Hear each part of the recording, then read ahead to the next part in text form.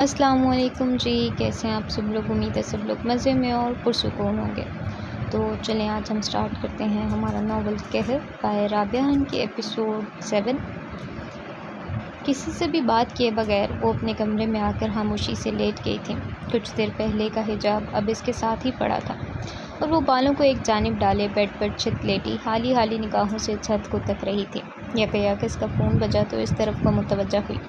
ہاتھ بڑھا کر سائڈ ٹیبل پر دھڑا موبائل اٹھا کر اس نے جگمگاتی اسکرین نگاہوں کے سامنے کی تھی، لیکن پھر اگلے ہی لمحے وہ ماس کا نام دیکھ کر سیدھی ہو بیٹھی تھی۔ بال کندھے سے پھسل کر آگے کی جانب گر پڑے۔ اس نے محتاط ہو کر فون کان سے لگایا۔ بے ساختہ بہت سا تھوک بھی نکلا تھا۔ اس نے کمرے میں کھڑکی کے راستے گرتی بہت سی چاندنی ہر جانب بکھرنے لگی تھی۔ باہر پھیلی دھند میں بہت سی نمک چمکی تھی۔ انسانی آنسوؤں کا اثر موسم کو بھی نم کر دیا کرتا تھا۔ ان کے آس پاس پھیلا موسم بھی اس پاکیزہ سی نمی کا شکار ہونے لگا تھا۔ فون کان سے لگانے کے بعد بھی چند لمحے دونوں میں سے کوئی کچھ نہ بول سکا تھا۔ شاید وہ دونوں ہی جانتے تھے کہ خود سے نگاہیں چراتے وہ اب کے نگاہیں ملانے لگے تھے۔ دوسری جانب وہ آہستہ سے گاڑی کا دروازہ کھول کر باہر نکل آیا تھا۔ سنسان پڑی سڑک پر دور تک پھیلی دھند کے نشان سب تھے۔ اس نے اپنی پشت گاڑی سے ٹکائی اور ہاتھ جیب میں ارسا۔ آسمان سے گرتی بہت سی چاندنی اس کے لبوں پر گر کر اسے اپنا نور بخش رہی تھی۔ رابعہ! اس کی پکار پر جانے کیوں دوسری جانب اس کی آنکھوں سے آنسو ٹوٹ کر گرے تھے۔ تمہیں ایک بات بتانی تھی میں نے۔ اس کا لہجہ بہت نرم تھا، مدھم سا۔ دوسری جانب اس کی سماعتوں میں جانے کیوں مٹھاس سی کھلی تھی۔ آنسو اب متواتر بہنے لگے تھے۔ وہ اس کے لیے آنسو بہا رہی تھی، وہ اس کے حصے کا رو رہی تھی، کیونکہ کبھی کبھی تو وہ چاہ کر بھی رو نہیں پاتا تھا۔ تم ہمیشہ کہتی ہو کہ تم بے وقوف ہو، لوگ تمہیں کہتے ہیں کہ تم کم عقل ہو، تم معاملات کو ٹھیک سے سنبھالنا نہیں جانتی، لیکن میں تمہیں ایک گہری حقیقت بتاؤں رابعہ۔ وہی مدھم سا آنچ دیتا لہجہ اب کہ اس کی سماعتوں کے راستے دل میں اتر رہا تھا۔ اس نے لبوں پر سختی سے ہاتھ رکھ کر لرزتی ہچکیاں ابھرنے سے روکی تھیں۔ ماس نے سر گاڑی سے ٹکا کر دور آسمان پر نگاہیں جمائی۔ ماتھے پر گرے سیاہ بال ہولے لہرا رہے تھے۔ اس کی سرمئی آنکھیں اس سمے گہری اداسی کی زد میں تھیں، اور اس کی آواز اس اداسی کے زیر اثر کچھ اور گمبھیر ہو گئی تھی۔ تم بہت عقل مند ہو، تم وہ باتیں بھی جان لیتے ہو جو انسان تم سے چھپانے کی صحیح کر رہا ہوتا ہے، تم وہ باتیں بھی سمجھ لیتی ہو جو کبھی کہیں ہی نہ گئی ہوں، اور تم وہ لمحے بھر کو ٹھہرا تھا۔ آسمان سے گرتی چاندنی اب دور تک پھیلی دھند میں گھلنے لگی تھی۔ وہ بھی اس دھند میں کھڑا اسی دھوئیں کا حصہ لگ رہا تھا، اور تم اس سب کے ساتھ مجھے اکثر ڈرا دیتی ہو، ایسے مت کیا کرو۔ اس نے کہہ کر گہرا سانس لیا تو دوسری جانب رابعہ نے بھی کھینچ کر سانس لیا تھا۔ آنسوؤں سے بھیگا چہرہ ہاتھ سے رگڑا اور پھر الجھی سانسوں کو بامشکل معمول پر لانے لگی۔ اس نے جیب میں ارسا ہاتھ باہر نکالا اور پھر آہستہ سے گاڑی کے ساتھ ہی ٹھنڈی سڑک پر بیٹھ گیا۔ رو کیوں رہی ہو؟ اس نے آہستہ سے پوچھا تھا۔ دوسری جانب وہ اس کے ایسے پوچھنے پر چونکی تھی۔ میں نہیں رو رہی، اس نے کہا تو آواز آنسوؤں سے بھیگی ہوئی تھی۔ وہ دوسری جانب ہولے سے مسکرایا تھا۔ کیوں روتی ہو اتنا؟ کیونکہ جو دنیا میں جتنا زیادہ روتے ہیں وہ آخرت میں اتنا ہی ہلکا بوجھ لے کر اٹھیں گے۔ میں بس اپنے اس بوجھ کو ہلکا کرنا چاہتی ہوں، اس نے کہہ کر گیلی سانس اندر کو کھینچی تھی۔ مت رویا کرو اتنا، تکلیف ہوتی ہے مجھے۔ تمہیں کیوں تکلیف ہوتی ہے؟ وہ کچھ پل تو اس سوال پر خاموش بیٹھا رہا تھا، پھر سر اٹھا کر اپنے اوپر پھیلی دھند کو دیکھا۔ ہوا کے ایک سڑسڑاتے جھونکے نے اس کی ہڈیوں تک کو لمحے بھر کے لیے جما دیا تھا۔ پہلے ماں کے آنسوؤں سے تکلیف ہوتی تھی اور اب تمہارے آنسوؤں سے ہوتی ہے۔ مجھے نہیں پتا کہ کیوں، اس نے صاف گوئی سے کہا تو دوسری جانب وہ خاموشی سی ہو گئی۔ پھر گہرا سانس لے کر بولا، تائی سے تو محبت کرتے تھے تم، جبھی تو ان کے آنسو تکلیف دیا کرتے تھے تمہیں۔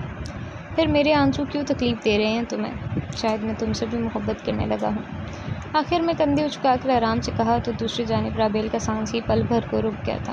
ہاتھ میں پکڑا دوپٹہ اس نے مٹھی میں زور سے بینچا تھا۔ ماس کے اس جملے نے اس کے سارے الفاظ کھینچ لیے تھے۔ تم ایسے کیسے رابعہ؟ اس نے اسے پکارا تھا، لیکن وہ پھر بھی کچھ نہ بول پائی۔ وہ بھی اس کے پچھلے انکشاف سے ہی نہ سنبھلی تھی۔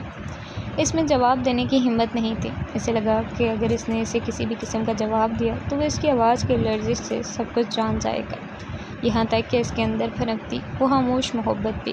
مجھے لگتا ہے تو مجھے اچھی لگنے لگی ہوں۔ اس کے اگلے جملے پر اس کے رخسار بے ساختہ ہی گلابی ہوئے تھے۔ اس نے دوسرے ہاتھ سے اپنی آنکھیں چھپائی تھیں۔ مجھے نیند آ رہی ہے، میں سونے جا رہی ہوں۔ تمہیں لگتا ہے تم اب سو سکو گی؟ اس نے برجستگی سے سوال کر کے اسے لاجواب کر دیا تھا۔ ہاں ٹھیک کہہ رہا تھا وہ۔ اب اسے ساری رات نیند نہیں آنی تھی۔ بدتمیز کو اس کے سارے کمزور لمحات کا علم تھا۔ تم بہت برے ہو معاذ، اس نے جل کر کہا تو وہ دوسری جانب ہنس دیا۔ اس کے ایسے ہنسنے پر اس نے بے ساختہ لب کاٹے تھے۔ اسے پتہ تھا کہ وہ ایسے ہنستے ہوئے کیسا لگتا تھا۔ اوف، بس ایک بات بتا دو مجھے۔ پوچھو۔ رو کیوں رہی تھی تم؟ تم نے رلایا تھا۔ میں نے کب رلایا تمہیں؟ تمہیں پتہ ہے کہ میرا دل حساس ہے، کچھ بھی تکلیف وہ دیکھے تو اپنے آپ ہی گہری اذیت کا شکار ہونے لگتا ہے، اور تم نے خود کو تکلیف دے کر مجھے تکلیف پہنچائی۔ لیکن اس سب کا نتیجہ کیا نکلا؟ یہی کہ آخر میں مجھے رونا آ گیا۔ میں اتنی بھی مضبوط نہیں ہوں جتنا تم مجھے سمجھتے ہو۔ اس نے بے حد سچائی سے کہہ کر اپنا سر بیڈ گراؤنڈ سے ٹکایا تھا۔ اسی لمحے معاذ نے بھی اپنا سر گاڑی کے پشت سے ٹکایا۔ لیکن میں نے تمہیں نہیں کہا تھا کہ میری تکلیف کو بھانپ لو۔ یہ تو تمہارا اپنا فیصلہ تھا نا۔ بات اگر میرے فیصلے اور اختیار کی ہوتی تو تمہیں نہیں لگتا کہ میں خود کو بہت سی اذیتوں کا شکار ہونے سے بچا لیتی؟ لیکن سچ تو یہ ہے معاذ کہ یہ سب بے اختیار ہے، یہ میرے اختیار سے باہر کی بات ہے۔ ابھی اور مضبوط بننے میں مجھے مزید وقت لگے گا۔ پھر کیا کرنا چاہیے مجھے؟ تم سے دور ہو جاؤں؟ جانے کیوں اس سوال پر رابعہ کا دل کہیں اندر تک ڈوب کر ابھرا تھا۔ اور اگر میں کہوں کہ نہیں تو پھر کیا تم میری بات مانو گے؟ اور اب خاموش ہونے کی باری معاذ کی تھی۔ جو بھی فیصلہ کرو گی مجھے منظور ہوگا۔ تم میرے ساتھ رہنا چاہتی ہو یا مجھ سے علیحدگی کا فیصلہ کرتی ہو، میں تمہارے ہر فیصلے کا احترام کر کے شرافت کے ساتھ پیش آؤں گا۔ اس کی آواز اب کے بے حد سنجیدہ تھی، جیسے ہمیشہ رہا کرتی تھی۔ وہ اب پرانے والا معاذ لگ رہا تھا، صاف گو اور دو ٹوک بات کرنے والا۔ تمہیں نہیں لگتا کہ فیصلہ کیا جا چکا ہے اور اب ہمیں صرف اس رشتے کو آگے بڑھانا ہے؟ نہیں رابعہ، وہ اٹھ کھڑا ہوا تھا، پھر ایک ہاتھ جیب میں اڑسے سڑک پر قدم قدم چلنے لگا۔ سردی کے باعث منہ کو تھامے اس کی انگلیاں سرخ پڑ رہی تھی۔ جس وقت فیصلہ کیا گیا تھا اس وقت سے تم بھی واقف ہو اور میں بھی، ہم دونوں میں سے کوئی بھی ذہنی طور پر تیار نہیں تھا۔ لیکن اب تم میری اصلیت سے واقف ہو، اب تم میرے سیاہ اور سفید کو جانتی ہو، میں کس قسم کا آدمی ہوں۔ اب تمہیں اس بات کا اندازہ ہے، تو اب فیصلہ بھی تمہارا اسی حساب سے ہونا چاہیے۔ وہ بے ساختہ سیدھی ہو بیٹھی تھی۔ مجھے تمہارے ساتھ پر کوئی اعتراض نہیں ہے معاذ، بلکہ کبھی کبھی تو مجھے لگتا ہے کہ مجھے کوئی اور انسان ہینڈل نہیں کر سکتا۔ میری بے وقوفی، میری حساسیت اور میرے حجاب کو ہینڈل کرنا ہر کسی کے ظرف کی بات نہیں ہے، اسے کچھ ہی لوگ سنبھال سکتے ہیں، اور تم ان لوگوں میں شامل ہو۔ میرے ساتھ پر راضی ہو تم؟ اس نے آخر میں سوال کیا تو اس نے بس ایک پل کا وقت لیا تھا۔ میں راضی ہوں، سوچ لو۔ اور اب وہ اسے تنگ کر رہا تھا۔ ایک جانب سے لب دبا کر اس نے لبوں پر ابھرتی مسکراہٹ روکی تھی۔ جانتا تھا کہ اب رابعہ کی جانب سے اسے ڈانٹ پڑنے والی ہے۔ مجھے پتہ ہے کہ تمہیں مجھے تنگ کر کے بہت مزہ آتا ہے، لیکن میں بھی اب تنگ ہونے والی نہیں ہوں، کیونکہ میں جانتی ہوں کہ تم ایک جنگلی حور ہو جو کبھی نہیں سدھر سکتا۔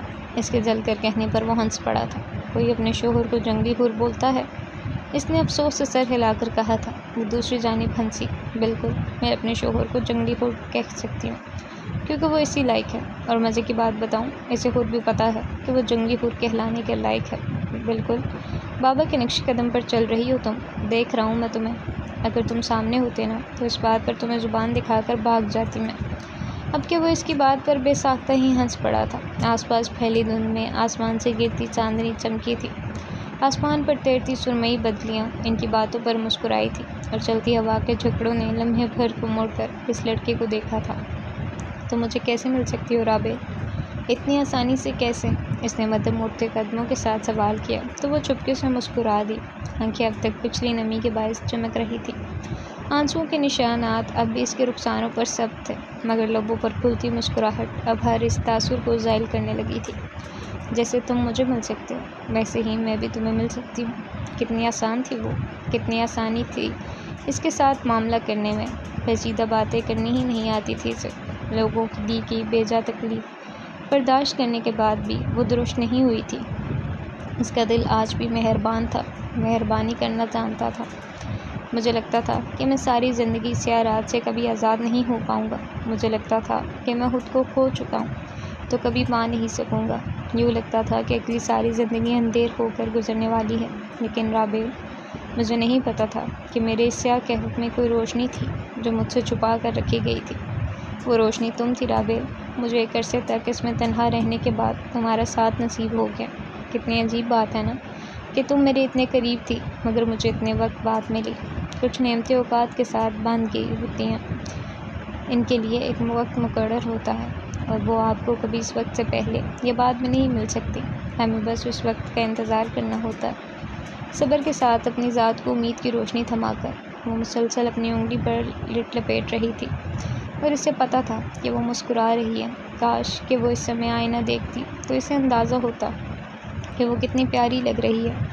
تو میں تمہاری روشنی ہوں، کتنی اچھی ہوں نا میں، بے نیازی سے کہہ کر یوں ہی آنکھیں گھمائی تھی۔ وہ اس کی بات پر مسکرایا۔ میں اتنا کڑوا ہوں، رہ لو گی میرے ساتھ؟ ہاں رہ لوں گی۔ بڑی مضبوط ہو گئی ہو، تمہاری سوچ سے بھی زیادہ مضبوط ہی رہو، اور اگر کوئی رلائے تو بتانا۔ اچھا تم کیا کرو گے پھر؟ اب کے ماحول میں پہلی آنسوں کی نمی سمٹنے لگی تھی۔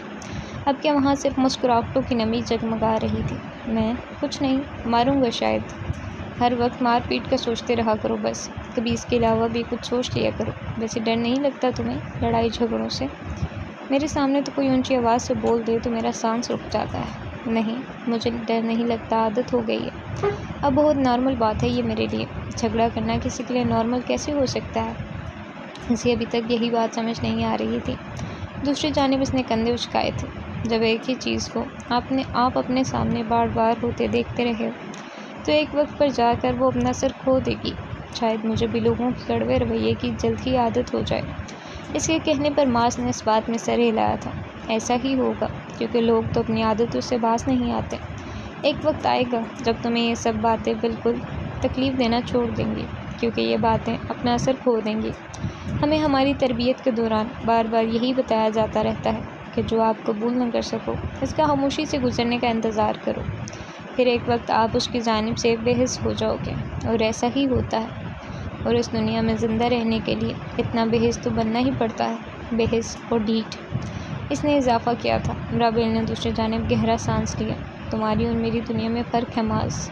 جدھر سے تم آئے ہو، جہاں تم نے وقت گزارا ہے اور جہاں تم نے کام کیا ہے، وہ دنیا ایک الگ دنیا تھی، اور جہاں میں رہتی ہوں، جہاں میں زندگی گزار رہی ہوں، اور جس جگہ میں اپنا وقت گزارتی رہی ہوں، وہ دنیا ایک بالکل مختلف دنیا ہے۔ تو ہم ایک دوسرے کے درمیان کھڑی بہت سی دیواروں کو یوں ہی نہیں پھاند سکتے، ہمیں ایک دوسرے کو وقت دینا ہوگا۔ اس نے کہہ کر ایک بار پھر سے گہرا سانس لیا تو اس کے جواب پر تلخی سے مسکرا دیا، پھر یوں ہی گردن گھما کر دھند میں لپٹے راستوں کو دیکھا۔ دنیا تمہاری ہو یا میری رابعہ، ڈھٹائی اور بے حسی ہر جگہ ضروری ہے، اور اگر کوئی ڈھیٹ نہ ہو تو کیا وہ اپنے آپ کو ہر لمحے کے عذاب کے لیے تیار رکھے پھر؟ کیونکہ دنیا تو ظالم ہونا نہیں چھوڑتی۔ ہاں انسان ہی کو مضبوط بننا پڑتا ہے۔ کیا حساس انسان مضبوط نہیں ہو سکتا؟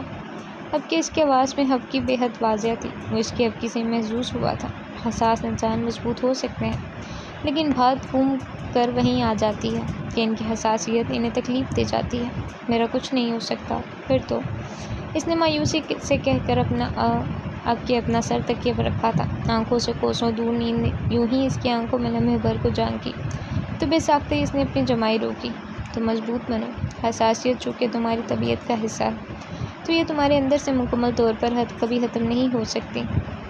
ہاں وقت کے ساتھ ساتھ جیسے تم مضبوط ہوتی جاؤ گی، لوگوں کی باتوں کو کم سوچنے لگو گی، تب تمہاری اس حد درجہ حساس ہونے والی عادت میں کچھ کمی آ جائے گی۔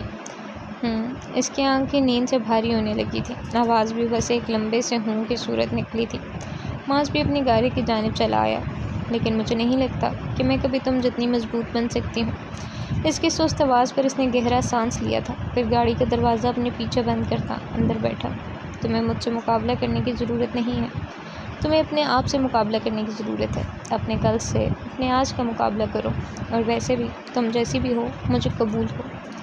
بس تو ٹھیک ہے نا؟ اس نے منہ پر ہاتھ رکھ کر ایک بار پھر سے جمائی روکی۔ تم آج جانے کیوں ہنستی ہے؟ جب تمہیں کوئی مسئلہ نہیں تو میرا کیا جاتا ہے؟ ایسے ہی رہنے دو مجھے، اور تم بھی شرافت سے گھر جاؤ۔ ہر وقت یوں منمانی کرنا اچھی بات نہیں ہوتی۔ شریف گھر کے لڑکے ایسی حرکتیں نہیں کرتے، سمجھے؟ کتنی نرم آواز تھی اس کی، اور اب یوں نیند کے خمار میں ڈوبی اس کی آواز بھی بچوں جیسی لگ رہی تھی۔ اس سخت سی دنیا میں وہ بچوں کی سی معصومیت لیے دنیا بھر کے دکھ سمیٹنے کی خود میں طاقت رکھتی تھی۔ سو جاؤ تم اب، اور میرے لیے لڑنے کی کوئی ضرورت نہیں۔ کسی کو بھی میرے لیے جواب مت دو، تم تھک جاؤ گی۔ اگنور کیا کرو، ہر بات پر رد عمل دینا ضروری نہیں ہوتا، لیکن جو اس نے آنکھیں پھٹ سے کھول کر احتجاجاً کچھ کہنا چاہا تھا تو اس نے آرام سے اس کی بات کاٹی۔ سو جاؤ چپ کر کے، اب باقی کی بحث ہم پھر کبھی کر لیں گے، خیال رکھنا۔ ویسے بس ایک بات بتا دو۔ اور وہ جو فون کان سے ہٹانے ہی لگا تھا یہ ایک دم رک گیا۔ اس کی بوجھل آواز میں بے ساختہ ہی کچھ یاد آنے پر جوش سا ابھرا تھا۔ میں نے اکثر کپلز کو دیکھا، ان میں سے لڑکی کو ہمیشہ بحث ختم کرنے کے لیے خاموش ہونا پڑتا ہے، یعنی اس کی اپنی کوئی رائے ہی نہیں رہتی۔ لیکن تم ایسے نہیں کرتے، تم مجھے خاموش نہیں کرواتے، تم روک کیوں نہیں جماتے ہو؟ اس کی نیند ایک بار پھر سے اڑنے لگی تھی۔ یوں لگتا تھا گویا اس نے ماں سے اپنا پسندیدہ سوال پوچھا ہو۔ دوسری جانب اس نے آئی برو اکٹھے کر کے سامنے دیکھا، پھر کندھے اچکائے۔ سیدھی سی بات ہے، میں تمہیں خود سے کمتر نہیں سمجھتا۔ جو مرد ایسے کرتے ہیں وہ اکثر خود کو اپنی بیوی سے زیادہ عقل مند اور قابل شرفت و منزلت سمجھتے ہیں، لیکن میرے معاملے میں ایسا نہیں ہے۔ ایک پل کو رک کر اس نے کان کی لو مسلی تھی۔ تمہاری رائے میرے لیے اہم ہے، اور دوسری طرف اگر میں مسلسل بحث کر رہا ہوں تو ہمیشہ تمہیں ہی کیوں سوچنا پڑے بحث ختم کرنے کے لیے؟ یہ تو میں بھی کر سکتا ہوں نا، اس کے لیے ہمیشہ تمہیں کیوں الزام دوں میں؟ بحث کیا کرو اور جم کر کیا کرو، زج کر دیا کرو آگے والے کو۔ آئندہ پنگا لینے سے پہلے پچھلی عزت افزائی کو یاد رکھیں گے۔ اور میری ایک بات ہمیشہ یاد رکھنا رابعہ، مرد عورت سے افضل ہے، مطلب وہ اس سے ایک درجہ اوپر ہے۔ اس کا مطلب یہ نہیں ہے کہ وہ جو چاہے گا کرے گا، اس کا مطلب یہ ہے کہ اس پر ذمہ داری زیادہ ہے، اس کا کام بھاری ہے۔ اس میں فخر سے گردن اکڑا کر چلنے کی بات نہیں ہے۔ جب آپ پر ذمہ داری زیادہ ہوتی ہے تو آپ کو اپنی پھٹی پرانی گھٹیا عادتوں پر محنت کرنے کی ضرورت ہوتی ہے، اپنے اوپر کام کرنے کے، خود کو ذمہ دار بنانے کا بیڑا اٹھانا پڑتا ہے۔ پتہ نہیں میرے آس پاس مردوں کو کیوں لگتا ہے کہ وہ اس باری ذمہ داری پر فخر اور غرور کرنے کا کوئی حق رکھتے ہیں۔ آپ اللہ کے آگے جواب دہ ہیں، تیار رہیں۔ اس کی بات پر وہ اب کہ اس کی آنکھیں پوری کھل گئی تھیں۔ مجھے کچھ دیر پہلے ایسا لگا جیسے کوئی قرآن کا طالب علم بول رہا ہو۔ اور دوسری جانب اس نے ناسمجھی سے مسکرا کر موبائل ایک کان سے ہٹا کر دوسرے پر جمایا تھا۔ تم سو رہی ہو یا نہیں؟ بس میں سونے ہی جا رہی ہوں، خیال رکھنا، اللہ حافظ۔ اور اس نے اس کی بات سنے بغیر فون کان سے ہٹا کر سامنے ڈال دیا تھا، کیونکہ وہ اس کی نیند میں مخل ہونا نہیں چاہتا تھا۔ گہرا سانس بھر کر اس نے انگیشن میں چابی گھمائی اور گاڑی آگے بڑھا لے گیا۔ جب رابعہ ساتھ ہوتی تھی تو لگتا تھا گویا کوئی دکھ ہی ساتھ نہ تھا، لیکن جب وہ اس سے دور ہوتی، جب وہ اسے خود سے دور کرنے کا سوچتا یا اپنی زندگی سے نکالنے کے خیالات کو برملا تسلیم کرنے لگتا تو بے چینی اور اندر بڑھتی گھٹن کی کوئی حد نہ رہتی تھی۔ اس سے بات کرنے کے بعد اس کے لیے فیصلہ کرنا آسان ہو گیا تھا۔ آج صبح ہی صبح گھر میں خوب چہل پہل ہو رہی تھی۔ اس نے کمرے کا دروازہ اپنے پیچھے بند کیا اور بالوں کو ہاتھ سے سمیٹی آگے بڑھائی۔ لاؤنج میں بہت سے تحائف رکھے ہوئے تھے اور ساتھ ہی صوفوں پر آمنے سامنے عابد الرحمین براجمان تھے۔ اس نے یوں ہی گردن پھیر کر گھڑی کی جانب نگاہ ڈالی۔ وہاں صبح کے 10 بج رہے تھے۔ یہ اتنی صبح صبح آپ لوگ کون سی پکنک منانے جا رہے ہیں؟ اس نے دوپٹہ شانوں پر درست کیا اور صوفے پر آ بیٹھی۔ جھک کر ایک شاپنگ بیگ اٹھایا۔ اندر رکھا چوکور سا بڑا ڈبہ سلور رنگ کی پیکنگ میں جگمگا رہا تھا۔ بھائی صاحب سے ملنے جا رہے ہیں ہم لوگ۔ عابد جو چشمہ لگائے موبائل میں کوئی نمبر تلاش کر رہے تھے، مصروف سے بولے۔ اس نے ذرا اس بات میں ہلایا اور مزید شاپنگ بیگز دیکھنے لگی۔ تم نہیں چلو گی؟ ان کی طبیعت ٹھیک نہیں ہے تو ہم سب کو ان کی عیادت کے لیے جانا چاہیے نا؟ رامین نے جوڑے پر ڈالا دوپٹہ درست کرتے اس سے کہا تو اس نے گہرا سانس لے کر پاؤں اوپر کو چڑھائے۔ آپ لوگ چلے جائیں ماں، میں پرسوں ہی تو مل کر آئی تھی ان سے، اور ویسے بھی میں آج ریسٹ کرنا چاہتی ہوں گھر میں رہ کر۔ یہ پورا ہفتہ ہی بہت مصروف اور تھکا دینے والا گزرا ہے، اس نے کہہ کر کن پٹی کو سکھلایا۔ رات کی نیند کے بعد وہ اب کے بہت بہتر محسوس کر رہی تھی۔ چلو مرضی ہے تمہاری، ناشتہ بنوا دو تمہارے لیے؟ انہوں نے اٹھتے ہوئے پوچھا تو اس نے نفی میں سر ہلایا۔ بس چائے بنوا دیں اچھی سی، ابھی ناشتے کا دل نہیں چاہ رہا۔ وہ سر ہلاتی کچن کی جانب بڑھی تو عابد نے یوں ہی اینک کے اوپر سے اسے دیکھا۔ مدرسے کی پڑھائی کیسی جا رہی ہے تمہاری؟ وہ ان کے یوں اچانک پوچھنے پر چونکی تھی، پھر صوفے پر ہی ان کے سامنے چوکڑی مار کر بیٹھی۔ بہترین جا رہی ہے، لیکن آپ کیوں پوچھ رہے ہیں؟ دیکھ رہا ہوں کہ تمہیں اپنے حق کے لیے بولنا آ گیا ہے، تم اب پہلے جیسی نہیں رہی ہو۔ ان کا اشارہ غالباً پچھلی رات ہوئی بحث کی جانب تھا۔ اس نے خجل ہو کر سر جھکایا تھا۔ آپ کے بھائی کو ناراض کر چکی ہوں میں، اس پر ڈانٹیں گے نہیں مجھے؟ ڈانٹتا اگر بات ناجائز ہوتی تو ضرور کان کھینچتا تمہارے، لیکن بات درست تھی۔ ویسے بھی لوگ وہی بات قبول کرتے ہیں جو وہ قبول کرنا چاہتے ہیں بابا۔ میں اب اس حوالے سے پریشان نہیں ہوتی۔ انسان کا اپنا معاملہ خود کے ساتھ درست ہو تو پھر وہ باہر والوں سے اختلاف کے بعد انتشار کا شکار نہیں ہوتا۔ وہ ہنکار بھرتے سیدھے ہو بیٹھے تھے، پھر اینک نگاہوں سے ہٹا کر ہاتھ میں تھامی فون ایک جانب صوفے پر رکھا۔ اچھی بات ہے، تم بہت کچھ سیکھ گئی ہو، یہ بہت کام آئے گا تمہارے آگے زندگی میں۔ اب بھی آ رہا ہے کام تو، مزے سے کندھے اچکا کر کہا تو وہ مسکرا دیے۔ ارحم اور معاذ میں کوئی فرق لگتا ہے تمہیں؟ یا دونوں ایک ہی جیسے ہیں؟ لیکن اب کہ ان کے سوال پر وہ سٹ پٹائی تھی، اسے ان سے ایسے کسی بھی سوال کی توقع نہیں تھی۔ آپ کیوں پوچھ رہے ہیں؟ رامین نے اسے چائے لا کر دی تو اس نے اپنے پسندیدہ کپ تھام لیا۔ نگاہیں اب بھی بابا کی جانب ہی تھیں۔ ویسے ہی پوچھ رہا ہوں، جاننا چاہتا ہوں کہ تمہاری نظر میں کتنا فرق ہے ان دونوں میں۔ اس نے چائے آگے بڑھا کر درمیانی ٹیبل پر رکھی اور پھر آرام سے عابد کو دیکھا۔ ارحم ایک بزدل اور گھٹیا انسان ہے، اور معاذ وہ آپ پر منحصر ہے کہ آپ اس کا کون سا حصہ دیکھنا چاہتے ہیں۔ کیا جواب دیا تھا اس نے؟ عابد لمحے بھر کو لاجواب ہوئے تھے، پھر مسکرا دیے۔ تم نے یہ نہیں کہا کہ معاذ اچھا ہے یا برا، تم نے تو بات آگے والے پر ڈال دی۔ رابل، کب سے تم اتنی سمجھدار ہو گئی ہو؟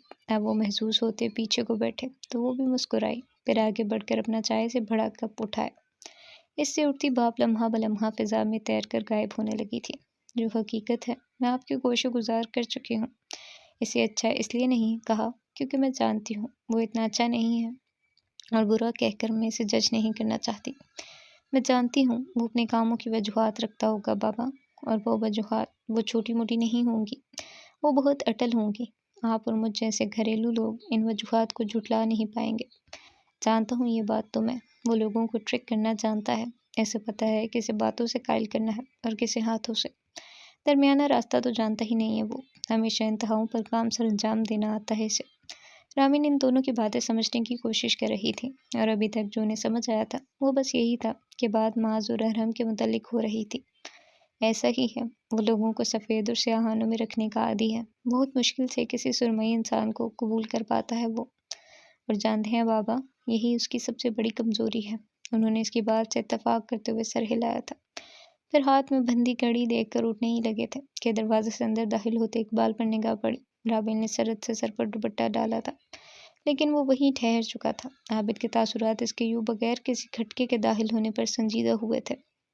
آئندہ اگر آؤ تو پہلے اجازت لیا کرو اقبال، رابل اب پردہ کرتی ہے، جانتے ہو نا تم۔ اور وہ جو دوپٹہ چہرے کے گرد لپیٹ ہی رہی تھی ایک دم چونکی۔ اقبال ان کے غیر متوقع سے رد عمل پر گھبرایا تھا۔ وہ دراصل سوری تایا، مجھے خیال کرنا چاہیے تھا، آئندہ خیال رکھوں گا۔ اور پھر بات کیے بغیر ہی الجھتا ہوا اگلے پل پلٹ ہی بھی گیا۔ رامین نے ہبکی سے ان دونوں کی جانب دیکھا تھا۔ اس بچے کو بات تو کرنے دیتے آپ عابد، یوں ہی بیچارہ شرمندہ ہو کر چلا گیا۔ اور تم رابل، اگر پردہ کرتی ہو تو یوں بغیر دوپٹے کے نہ بیٹھا کرو، تمہاری وجہ سے ہمارے رشتے خراب ہو رہے ہیں۔ اور ان کی صلواتوں پر اس نے مسکرا کر سر جھکا لیا تھا۔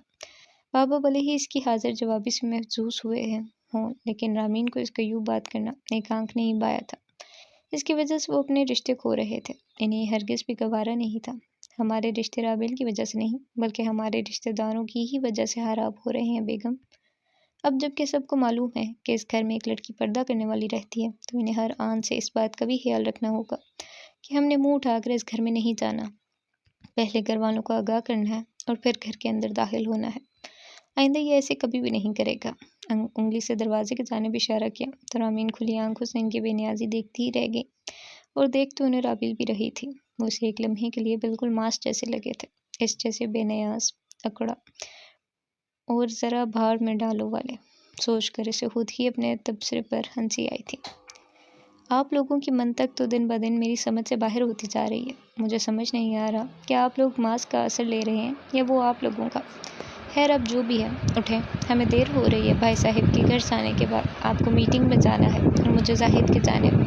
وہ عجلت میں کہتی باہر کی جانب بڑھی تو عابد نے رابل کو دیکھ کر کندھے اچکائے، پھر اٹھ کر اس کے پاس آئے تو وہ یوں ہی گردن بچوں کی طرح اٹھا کر انہیں دیکھنے لگی۔ تھینکس بابا۔ اس کی آنکھیں جانے کیوں اس لمحے باریک سے پانی کے ذریعے اثر چمکی تھی۔ وہ جو اپنی جنگ خود لڑ رہی تھی، آج کسی ایک کو اپنی طرف کا ساتھ دیتے دیکھ کر اس کی آنکھیں بنا اجازت ہی نم ہو گئی تھی۔ اب کبھی کبھی لگتا ہے کہ تمہارا فیصلہ بالکل درست ہو، پردہ کرنے والوں کے گھروں میں کوئی ایسے ہی داخل نہیں ہو سکتا، جیسے شہزادیوں کے محل میں کوئی منہ اٹھا کر نہیں جا سکتا، تم سے ہر کوئی بات نہیں کر سکتا، اور نہ ہی تم ہر کسی سے بات کرتی ہو۔ تمہارا ایک الگ مقام ہے، ایک الگ درجہ ہے جو ہر پردہ کرنے والی کے نصیب میں آتا ہے۔ مجھے اب سمجھ آیا کہ اسلام لڑکیوں کو کون سی عزت دینا چاہتا تھا۔ خوش رہو اور اسی عزت کے ساتھ جیو۔ تو اب وہ ہلکا سا جھکے تو اس کی آنکھوں سے آنسو لڑکنے کو بےتاب ہونے لگے تھے۔ وہ اب بالکل اس کے عین سامنے تھے۔ اب اس عزت کے علاوہ تم کسی بھی کمتر شے پر راضی نہ ہونا، کیونکہ پھر عزت سے کم پر راضی ہونے والوں کا انجام اچھا نہیں ہوتا۔ وہ اس کے سر پر ہاتھ رکھتے سیدھے ہوئے تو اسے لمحے بھر کوئی یقین ہی نہیں آیا کہ یہ وہی بابا ہیں جنہوں نے اس کے حجاب کو لے کر بہت سختی سے اس رشتے کو بچانے کو کہا تھا، اور آج اس پہر وہ اس سے کہہ رہے تھے کہ اس عزت سے کسی کم شے پر راضی ہونا سوائے خسارے کے اور کچھ نہ ہوگا۔ کتنا سچ کہہ گئے تھے وہ۔ اس نے گردن پھیر کر انہیں دروازے سے باہر نکلتے دیکھا اور پھر مسکرا کر آنکھیں رگڑی۔ جیسے ہی اٹھنے لگی بے ساختہ چونکی۔ اتنا کیوں روتی ہو؟ کسی کا جملہ اس کی سماعت کا حصہ بنا تھا۔ ہنس کر سر جھٹکے اسے اندازہ ہوا کہ وہ واقعی بہت رویا کرتی تھی۔ خیر، وہ جیسی تھی ویسی ہی تھی۔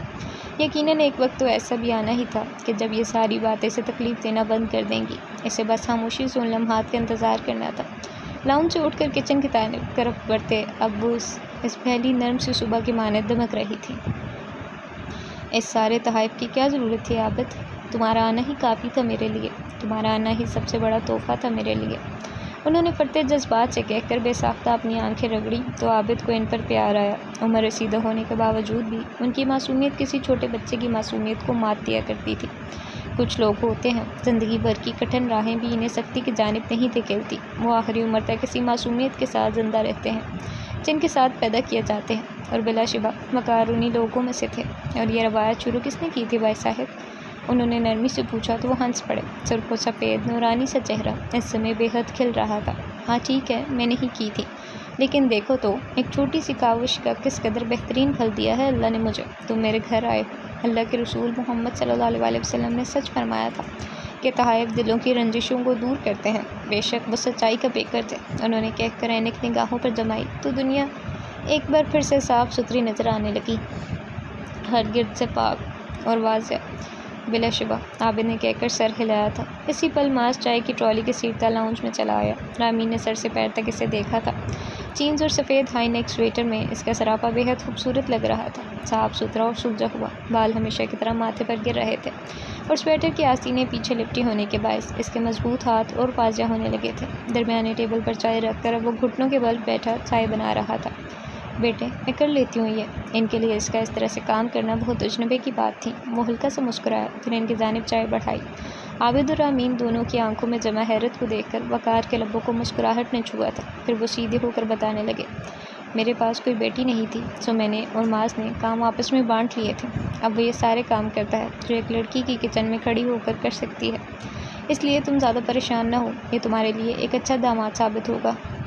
ان کے کہنے پر عابد بے ساختہ ہنس دیے تھے۔ رامین اب کے اس کے ہاتھ سے چائے لے کر اسے دیکھ رہی تھی۔ کون کہہ سکتا تھا کہ یہ وہی لڑکا تھا جس کے بارے میں مشہور تھا کہ وہ بدتمیز اور جنونی سا تھا۔ اس وقت وہ انہیں بے حد خاموش، دبا اور سنجیدہ لگ رہا تھا، ویسا ہی جیسے ہمیشہ لگا کرتا تھا۔ سب کی جانب چائے بڑھا کر وہ واپس پلٹا تو رامین مکمل طور پر عابد کی جانب متوجہ ہوئی۔ آپ مکمل آرام کریں، آرام نہ کرنے کی وجہ سے آپ کا بی پی ہائی رہتا ہے۔ ریسٹورنٹ سے چند دن چھٹی لے لیں اور گھر پر ریسٹ کریں۔ فی الحال تو چھٹی پر ہی ہوں عابد، سب کچھ ماس ہی سنبھال رہا ہے، لیکن یہ آخری عمر کی تنہائی، خاموشی، یہ جیسے مجھے اندر ہی اندر کھا رہی ہے۔ بس میں چاہتا ہوں کہ جلد از جلد رابیل میرے اس خاموش سے گھر میں آ جائے۔ اس کی نرم آواز اور چہکتی ہنسی اس گھر میں ایک نئی زندگی پھونکنے کے مترادف ہوگی۔ انہیں روانی سے کہتے ہوئے احساس ہی نہ ہوا تھا کہ وہ کیا کہہ گئے ہیں۔ بازو پر جیکٹ ڈالتے ماس کے ہاتھ بے ساختہ تھمے تھے۔ وہ جو اپنے کمرے کا دروازہ بند کر کے باہر نکلنے ہی لگا تھا، وہیں ٹھہر گیا۔ آنکھیں سکیڑ کر ایک لمحے کو عابد کا چہرہ جانچا، لیکن اس کی توقع کے برعکس وہ بہت پرسکون بیٹھے تھے۔ رامین نے البتہ پہلو بدلا تھا۔ وہ تو اب آپ کی ہی بیٹی ہے بھائی صاحب، میرے پاس تو امانت ہے وہ آپ کی، لیکن لگتا ہے کہ چھوٹی ہے وہ بھی شادی کے لیے۔ کچھ سال انتظار نہ کر لیں؟ رامین نے چونک کر عابد کی جانب دیکھا تھا۔ یہ بات جانے کہاں سے کہاں جا رہی تھی۔ جانتا ہوں کہ چھوٹی ہے بھی وہ، لیکن یہ بھی تو اس کا اپنا ہی گھر ہوگا نا عابد۔ دیکھو، ساس نندوں کے جھگڑے اور کوئی لمبے چوڑے خاندان کی بات نہیں ہے۔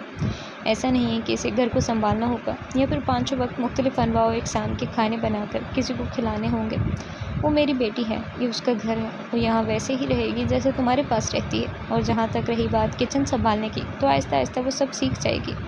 مجھے کوئی جلدی نہیں ہے، بلکہ ایک سچ بات بتاؤں، مجھے تو اس کے ہاتھ کے الٹے سیدھے کھانے ہی کھانے ہیں، جس میں وہ کچن کا نقشہ بگاڑ دے، اس گھر کے نظم و ضبط کو گڑبڑ کر دے، اپنی غلطیوں پر خود بھی ہنسے اور مجھے بھی ہنسائے۔ مجھے تو بس بیٹی چاہیے، اور بیٹیاں تو پھر ایسی ہی ہوتی ہیں۔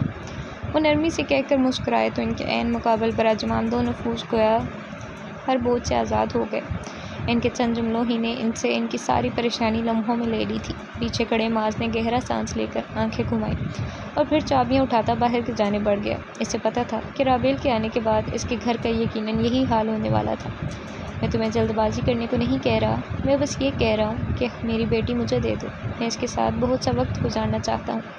انشاءاللہ جلد سوچیں گے اس بارے میں بھائی صاحب، پھر میں رابیل سے بھی بات کروں گا کہ اس کی کیا رائے ہے اس بارے میں۔ یوں بغیر پوچھے تو میں بھی اس کے ساتھ زبردستی نہیں کر سکتا۔ ان کے کہنے پر عابد نے جلدی سے اس بات میں سر ہلایا تھا۔ بالکل، اس کی مرضی سب سے اہم ہے، ماں سے بھی زیادہ۔ اس سے پوچھو، وہ ہاں کہہ دے تو دیر مت کرنا عابد، تمہیں اللہ نے 2 اور بیٹیاں دی ہیں نا، مجھے میری ایک بیٹی دے دو۔ رامی نے مسکرا کر عابد کی جانب دیکھا تھا، لیکن وہ اس وقت صرف وقار کو دیکھ رہے تھے۔ پھر آہستہ سے سیدھے ہوئے۔ اس کی پڑھائی بھی ہے بھائی جان، کوئی بات نہیں، وہ یہاں آ کر بھی پڑھائی مکمل کر سکتی ہے، اس پر کوئی پابندی نہیں ہوگی۔ نہ تو ماس کی عادت روک ٹوک کرنے والی ہے اور نہ میری، اسی لیے تم بے فکر ہو جاؤ، وہ جو چاہے گی کر سکے گی۔ پڑھائی کرنی ہے تو بھلے کرے، اور اگر پڑھائی نہیں کرنی تب بھی میں اس پر کوئی زبردستی نہیں کروں گا۔ وہ اپنے فیصلوں میں آزاد ہوگی، ویسے ہی جیسے ماز اپنے فیصلوں میں آزاد ہے۔ اور عابد کو اپنے کندھوں پر دھر آخری بوجھ بھی اترتا محسوس ہوا تھا۔ اسی لمحے انہیں احساس ہوا تھا کہ ماز کا انتخاب ارحم سے کہیں زیادہ درست اور پائیدار تھا۔ میں جلد ہی بات کروں گا رابیل سے، آپ فکر مند نہ ہوں، اور مجھے یقین ہے کہ اس کا جواب حامی ہی ہوگا۔ ان کے کہنے پر انہوں نے باہوشی اس بات میں سر ہلایا تو ہر جانب پھیلی صبح مزید روشن ہو گئی۔ دوسری جانب وہ ریسٹورینٹ کے سامنے گاڑی روکتا باہر نکل رہا تھا۔ 12 بجے کی ہنک سی دھوپ اب عین سر پر تھی، ماتھے پر گرتے بال اور سرمئی آنکھیں ہنک سی دھوپ کی تمازت میں لمحے بھر کو چمکی تھیں۔ وہ وجیہہ تھا، وجیہہ لگتا تھا۔ اندر کی جانب قدم بڑھاتے ہوئے اس نے چاروں طرف تنقیدی نگاہوں سے دیکھا۔ یہ کہا کہ ایک جانب اس کا ارتکاز ساکت ہو گیا۔ پھر وہ گہرا سانس لیتا شیشے کا دروازہ دھکیلتا اندر داخل ہوا۔ بنا کسی تاثر کے ایک ٹیبل پر بیٹھے وہ 2 لڑکوں کی جانب تیزی سے بڑھا۔ فیصل جو ایک ٹیبل کے ساتھ کھڑا کافی سرو کر رہا تھا، چونک کر اس کی جانب دیکھا۔ اب وہ ان کے سامنے رکھی کرسی پر بے حد آرام سے بیٹھ رہا تھا۔ دونوں لڑکے اس کے طرح سے بیٹھنے پر چونکے تھے۔ کس نے بھیجا ہے؟ اس نے ہاتھ آگے بڑھا کر پانی کا گلاس اٹھایا اور پی گیا، پھر گلاس خالی کر کے ان کے عین سامنے رکھا۔ آئیبرو اٹھا کر ان کے پھک ہوتے چہروں پر گاہے بگاہے نگاہ بھی ڈالی۔ سلطان کو جا کر کہنا کہ ماس کو بالکل بھی پسند نہیں کہ کوئی اس کا پیچھا کرے۔ آئندہ میں نے تمہیں یا پھر کسی کو بھی اپنے پیچھے آتے دیکھا تو میں ثبوت کے طور پر تمہاری شکلوں کا نقشہ بگاڑ کر اس کے پاس بھیجوں گا، کہہ دینا اسے۔ اور ہاں، ابھی صرف اس لیے چھوڑا ہوں کیونکہ میں ایک شریف لڑکا ہوں۔ جا سکتے ہو تم لوگ اب۔ ایک آخری سخت نگاہ ڈال کر وہ اٹھا تو فیصل اس کے پیچھے پیچھے گیا۔ لڑکے اوڑے رنگ کے ساتھ الٹے قدموں باہر بھاگے تھے۔ یہ کون لوگ تھے؟ وہ اس کے سر پر کھڑا پوچھ رہا تھا۔ اس نے کندھے اچکائے۔ ہمارے ریسٹورینٹ میں پہلی دفعہ آئے تھے وہ، میں بس انہیں دوبارہ یہاں آنے کا دعوت نامہ دے رہا تھا، اس نے کہہ کر جیکٹ اتاری اور پھر آستینے پیچھے کو لپیٹتا کچن کی جانب متوجہ ہوا۔ لیکن تمہارے انداز سے تو ایسا لگ رہا تھا جیسے تم انہیں مرنے مارنے کی دھمکی دے رہے ہو۔ میرا دعوت نامہ تو اب ایسا ہی ہوتا ہے، 2-3 اور لوگوں کو ایسے دعوت نامہ دینا تاکہ یہ ریسٹورینٹ مکمل طور پر بند ہو جائے، اس نے جل کر کہا اور باہر نکل گیا۔ ماس نے ہفکی سے آئیبرو سے کیڑ کر بند ہوتے دروازے کو دیکھا تھا، پھر سر جھٹک کر کام کی جانب متوجہ ہوا۔ جب پتہ ہے کہ مجھے زہر لگتا ہے یہ سب، پھر کیوں کرتے ہیں لوگ ایسے کام؟ اب وہ بڑبڑاتا ہوا سبزیاں کاٹنے لگا تھا، سر جھکا کر مکمل توجہ کے ساتھ، یہ جانے بغیر کہ اس نے آرام سے اپنا غصہ اتارنے کے بجائے ضبط کر لیا تھا۔ شاید یہ اس لڑکی کے ساتھ کا نتیجہ تھا جو اس کے تنگ قہر کی ساتھی تھی، لیکن وہ اس بات سے بے خبر تھا۔ چلو، کبھی نہ کبھی آپ کی یہ رائٹر اسے بتا ہی دے گی کہ وہ کس کی صحبت میں حیوان سے انسان بننے لگا تھا۔ کبھی نہ کبھی تو ضرور ہی صحیح۔ وہ جو کہا کرتی تھی اپنے رب سے ٹوٹا دل لیے، نم آنکھوں اور لرزتی سانسوں کے درمیان، کہ وہ بکھرنے لگی ہے، گھلنے لگی ہے لوگوں کی باتوں سے، ان کی باتوں سے جو تکلیف دیا کرتی تھی، کہیں اندر تک جو تکلیف سہی تھی حبیبہ نے، وہی تکلیف بنی تھی حصہ رابیل کی زندگی کا، لیکن وہ جانتی تھی کہ جو دل اللہ کے لیے ٹوٹتے ہیں وہ ان کی بے قدری کبھی نہیں کرتا۔ بلا شبہ وہی تو قدردانی کرنے والوں میں سب سے زیادہ قدردان ہے۔ ناشتہ کرنے کے بعد وہ اسٹڈی ٹیبل پر بیٹھی کچھ کتابیں دیکھ رہی تھی۔ اسے یہ ساری کتابیں اسی مہینے میں پڑھنی تھیں کیونکہ یہ اس کے مدرسہ کے نصاب کا حصہ تھی۔ زیادہ تر ان کتابوں میں اللہ کے رسول کی زندگی پر لکھی گئی کتب تھی۔ اس نے ایک سنہری سے کور سے سجی کتاب اٹھا لی، یوں ہی پر کو لٹ کر دیکھے۔ اس وقت رضا اس کے کمرے میں داخل ہوئی تو اس نے ہاتھ میں پکڑی کتاب سامنے رکھ دی۔ گردن پھیر کر رضا کو دیکھا۔ رابی وہ پرجوش سے آگے بڑھ گئی تو اس نے آئیبرو سکیڑ کر اس کے جوش کو دیکھا۔ کس بات کی اتنی خوشی ہے؟ باہر کوئی آیا ہوا ہے کیا؟ ارے نہیں، کوئی نہیں آیا ہوا باہر۔ ماں نے مجھے رات ہی بتایا کہ ملیحہ آپی کی شادی ہے اسی مہینے، میں تمہیں بتانا ہی بھول گئی۔ ملیحہ اس کے اکلوتے ماموں کی اکلوتی صاحبزادی تھی۔ ان سے عمر میں 5-6 سال بڑی تھی، تو وہ کبھی ان سے اتنی بے تکلف نہیں ہو پائی، اور نہ ہی ماموں کے گھر ان کا اتنا جانا تھا کہ وہ اس کی شادی کے لیے اس قدر پرجوش ہو جاتی جتنی ابھی رضا ہو رہی تھی۔ اس نے گہرا سانس لے کر ایک بار پھر سے رخ کتابوں کو جانب پھیرا تو رضا اس کی غیر دلچسپی پر بدمزہ ہوئی۔ خوشی نہیں ہوئی تمہیں؟ اس نے چہرہ اس کی جانب جھکا کر حیرت سے پوچھا تھا۔ اس نے کندھے اچکائے۔ خوشی ہے، اچھی بات ہے، شادی ہو رہی ہے ان کی، لیکن تم خوش تو بالکل بھی نہیں لگ رہی ہو۔ کوئی ایکسائٹمنٹ نہیں ہو رہی تمہیں؟ اسے تو اس کی بے نیازی سے صدمہ ہی پہنچ گیا تھا۔ اس نے کوفت زدہ سا چہرہ اٹھایا۔ رضا میں خوش ہوں، لیکن اب خوشی ثابت کرنے کے لیے میں ایک سے دوسرے کمرے میں جا کر سب کو نہیں بتا سکتی۔ اب تم جاؤ، مجھے بہت کام ہے۔ تمہیں کب کام نہیں ہوتا؟ اور ویسے بھی کام ہوگا بھی تو کیا، یہ اتنی ڈھیر ساری کتابیں پڑھو گی تم اپنے اس بور سے کمرے میں بیٹھ کر؟ بتاؤ، چلو گی نا شادی میں؟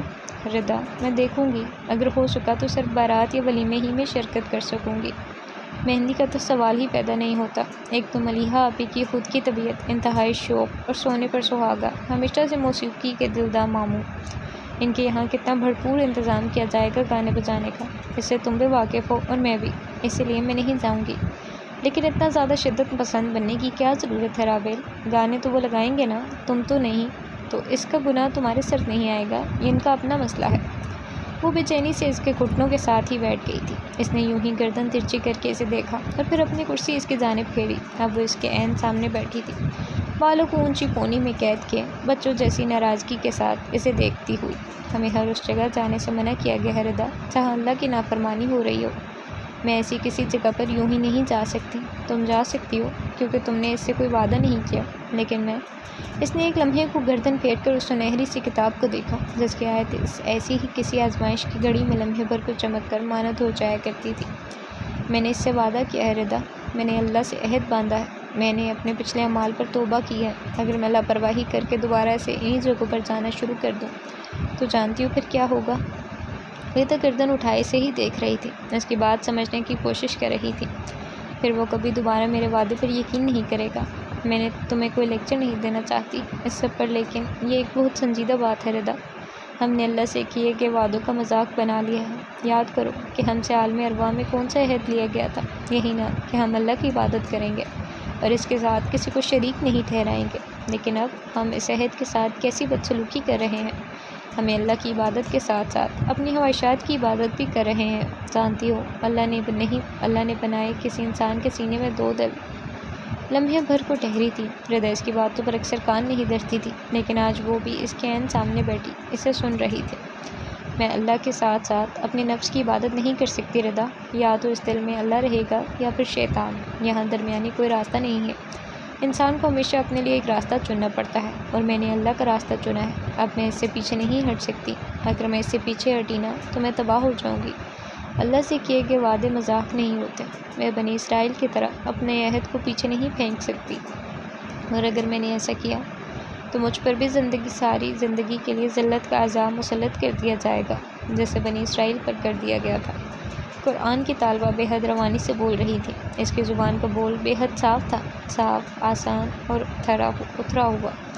وہ باتیں مشکل نہیں تھیں اور نہ ہی رابیل کو مشکل باتیں کرنی آتی تھیں۔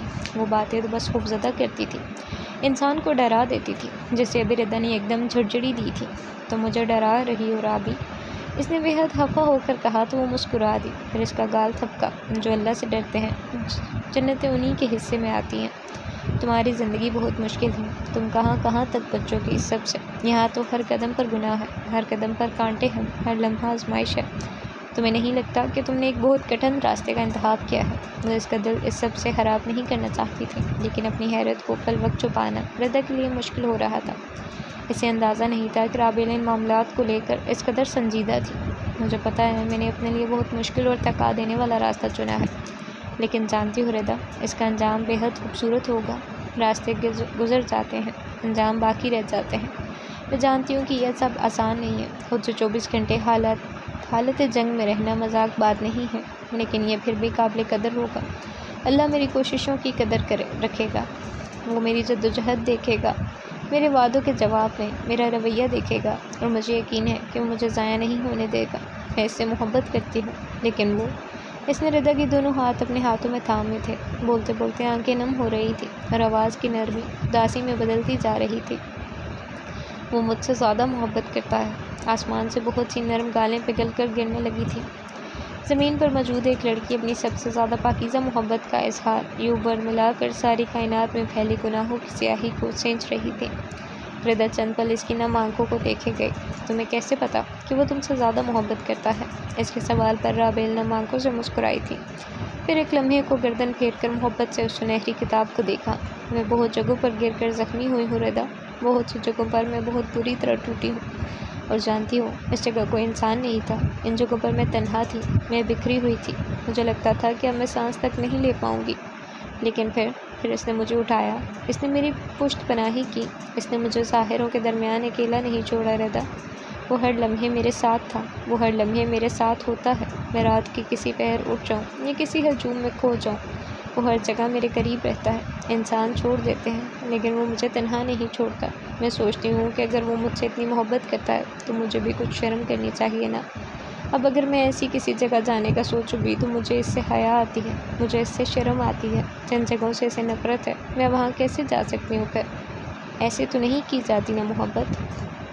اس کی نم آنکھیں گلاب رنگ ہونے لگی تھی۔ ردا نے لب دبا رکھے تھے، پھر ہولے سے مسکرائی۔ تمہاری آنکھیں دیکھ کر لگتا ہے تم اس کے لیے بہت روتی ہوگی۔ اور وہ جو آنکھیں رگڑ رہی تھی ایک دم ہنس دی۔ ردا اس کی ہنسی پر نہ سمجھی سے مسکرائی تھی۔ یہ سچ ہے، میں اس کے لیے بہت روتی ہوں، مجھے اس کے لیے رونا بہت اچھا لگتا ہے۔ کبھی جب میں اکیلی ہوتی ہوں، ایسے میں اگر مجھے اللہ کا خیال آ جائے تو مجھے پتہ نہیں کیوں رونا آ جاتا ہے۔ شاید اس کی محبت پر، کیونکہ انسان کو اللہ کا خوف ویسے نہیں رلاتا جیسے اس کی محبت رلا دیتی ہے۔ تم اچھی ہو رابعہ۔ ردا کو سمجھ نہیں آیا کہ اور کیا تبصرہ کرنا چاہیے، لیکن وہ اس کے ایسے تبصرے پر ایک بار پھر سے ہنس دی تھی۔ تم ہم سے بہت زیادہ آگے ہو۔ چند پل اس کی بات پر اسے دیکھنے کے بعد اس نے نفی میں سر ہلایا۔ انسان کی اچھائی اس کی موت طے کرتی ہے ردا۔ مطلب؟ وہ جو اٹھنے ہی لگی تھی ایک بار پھر سے بیٹھ گئی۔ اس کی بات بہت غیر متوقع تھی، نہ سمجھ میں آنے والی۔ میں بھلے ہی ساری زندگی اچھی رہوں گی، اگر میں نے اپنی زندگی کے آخری لمحات میں اسے ناراض کر دیا تو میری ساری ریاضت رائیگاں چلی جائے گی۔ مجھے اپنی ساری زندگی بس اس آخری لمحے کی غفلت سے بچنے کے لیے گزارنی ہے ردا۔ یہ بات مجھے بری طرح ڈرا دیتی ہے۔ اگر میں نے خود کو اس لمحے میں کھو دیا تو سب ختم ہو جائے گا، کچھ نہیں بچے گا۔ اس بارے میں بات کرتے ہوئے وہ ہمیشہ بے چینی کا شکار ہو جایا کرتی تھی، شاید اسی لیے کہ یہ ایک بہت کڑی حقیقت تھی۔ وہ اس حقیقت سے ڈرتی تھی، وہ اپنی ساری ریاضت ضائع ہو جانے سے خوفزدہ تھی۔ بلا شبہ قرآن کو گہرائی سے پڑھنے والوں کے لیے ایسا خوف یقینی سی بات تھی۔ یہ بات عام انسان کے لیے بے حد عام تھی، لیکن یہ بات قرآن کے ساتھ زندگی گزارنے والوں کے لیے عام ہرگز بھی نہیں تھی۔ ابھی تو تم نے کہا تھا کہ وہ انسان کو کوششوں کو ضائع نہیں کرتا، پھر تمہیں کیوں ایسا لگتا ہے کہ وہ تمہاری زندگی بھر کی محنت کو ضائع کر دے گا؟ ردا کے سوال پر وہ ایک دم چونکی تھی۔ اگر تم اس کے لیے جان مار رہی ہو تو وہ تمہیں ایسے کیسے چھوڑ دے گا؟ وہ حالی سے اسے دیکھے گئی۔ وہ ٹھیک کہہ رہی تھی، لیکن پھر بھی جانے کیوں اس بات سے بے حد خوف آتا تھا۔ میں جانتی ہوں وہ مجھے کہیں بھی تنہا نہیں چھوڑے گا۔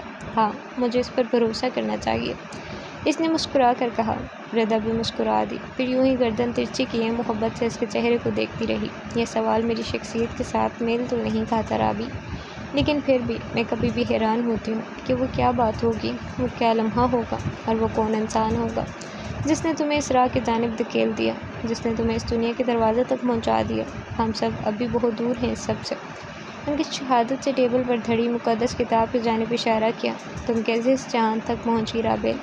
وہ اس کے سوال پر نرمی سے مسکرائی تھی، ایسی نرمی سے جس میں تکلیف کی بہت سی راہیں واضح ہونے لگی تھی۔ اس کی نم آنکھیں اب بھی نم تھی، لیکن اب ان کی چمک بہت ماورائی سی تھی، جیسے وہ اس دنیا کی نہیں، کسی اور دنیا کی لڑکی تھی۔ ردا کو تو واقعی کبھی کبھی لگتا تھا کہ رابل اس دنیا کی نہیں تھی۔ ضروری نہیں کہ ہر دفعہ انسان کو حادثات ہی اللہ کی جانب دھکیلیں۔ ہاں، میں اس حقیقت سے نگاہ نہیں چرا رہی کہ حادثات کرامت ثابت نہیں ہوتے۔ بہت سے لرزہ خیز واقعات کے بعد انسان اللہ کی جانب پلٹتا ہے۔ جب یہ دنیا یا پھر اس دنیا سے کوئی پیارا انسان آپ کا دل توڑتا ہے تب واقعی اللہ بہت یاد آتا ہے۔ لیکن ردا، بہت عجیب بات ہے کہ میرے معاملے میں ایسا کچھ نہیں ہوا۔ اس نے لمحے بھر کو سوچتی نگاہیں ردا پر جمائی تھی، وہ بھی اسے دیکھ رہی تھی۔ میرا دل نہیں ٹوٹا، مجھے کسی انسان نے دھوکہ نہیں دیا، میں نے کسی کی یاد میں جلتے دل کے ساتھ اللہ کی یاد کو نہیں باندھا، میرے ساتھ ایسا کچھ بھی نہیں ہوا۔ بس مجھے ایک رات خواب آیا تھا۔ کیسا خواب؟ اور رابل عابد لمحے کے 1000ویں حصے میں چونکی تھی۔ پھیلی پھیلی آنکھیں لیے وہ چند لمحے ردا کو دیکھے گئی۔ کیا ہوا رابل؟ اس کے ساکت ہو جانے پر اس نے اسے ہلایا تو وہ ہوش میں آئی۔ کیا ہوا؟ کہاں گم ہو گئی؟ تو مجھے اپنے کسی خواب کے بارے میں بتا رہی تھی، لیکن وہ تو جیسے پل بھر کے لیے بولنا ہی بھول گئی تھی۔ اسے سمجھ نہیں آ رہا تھا کہ یہ اس کے ساتھ ہوا کیا تھا۔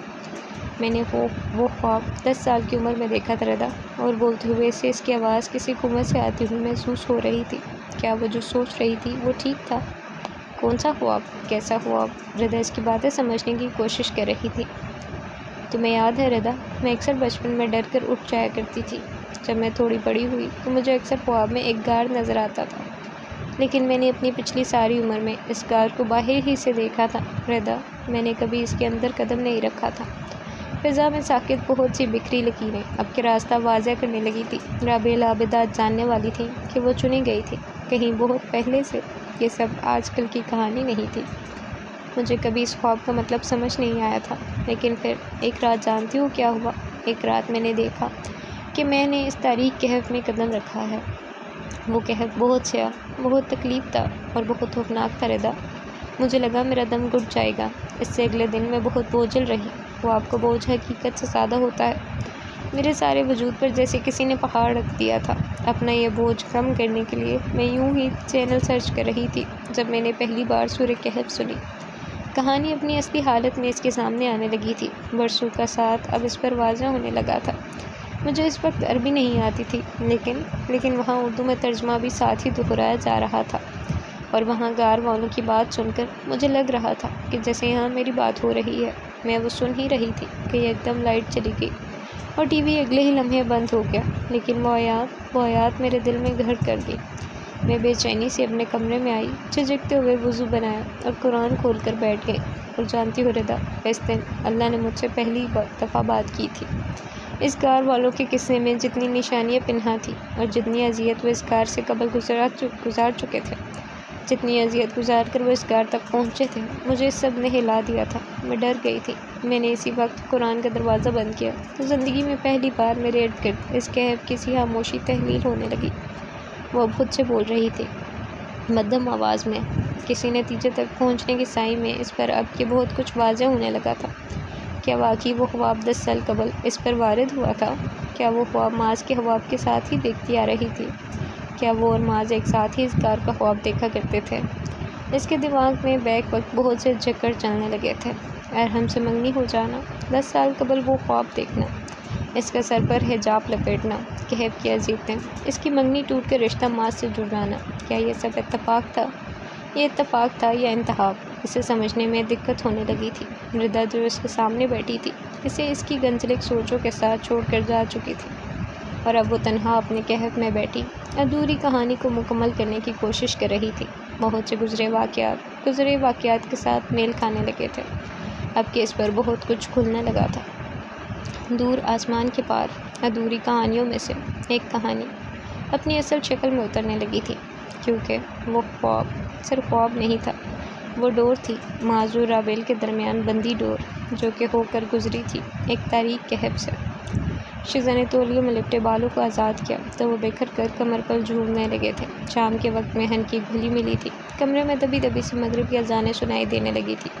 اس نے آگے بڑھ کر سوئچ بورڈ پر ہاتھ مارا تو لمحے بھر میں کمرہ روشنی میں نہا گیا۔ سردی کی خاموشی شام میں سردی کی خاموش شامیں ہر جانب یوں ہی بسیرا کیے رہتی تھی۔ اس نے بھی لوشن ہاتھوں پر لگا کر چند پل مساج کیا اور جیسے ہی پرفیوم کی شیشی اٹھانے لگی اس کا فون بج اٹھا۔ اس نے شیشی وہیں رکھ کر سنگھار آئینے پر دھرے فون پر نگاہ ڈالی، لیکن پھر اگلے ہی لمحے اس کا سانس تک خشک ہو گیا تھا۔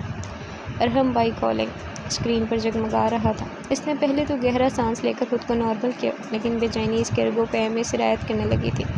جانے کیوں ہر دفعہ ارحم کے بارے میں سوچ کر اسے اپنے چوری چھپے کچھ غلط کرنے کا احساس ہوتا تھا۔ اس نے انگلیاں آپس میں پھنسا کر کھولی تو یکایک فون بج کر خود ہی خاموش ہو گیا۔ اس نے دل پر ہاتھ رکھ کر ایک سانس خارج کی۔ ایک دل تو کیا کہ فون اٹھا کر اس کی طبیعت صاف کر دے، لیکن پھر ماس کی کہیں بات یاد آ گئی۔ اس نے منع کیا تھا ارحم سے بات کرنے سے۔ اسی پل خاموش اسکرین پر جگمگاتا سا پیغام ابھرا تھا۔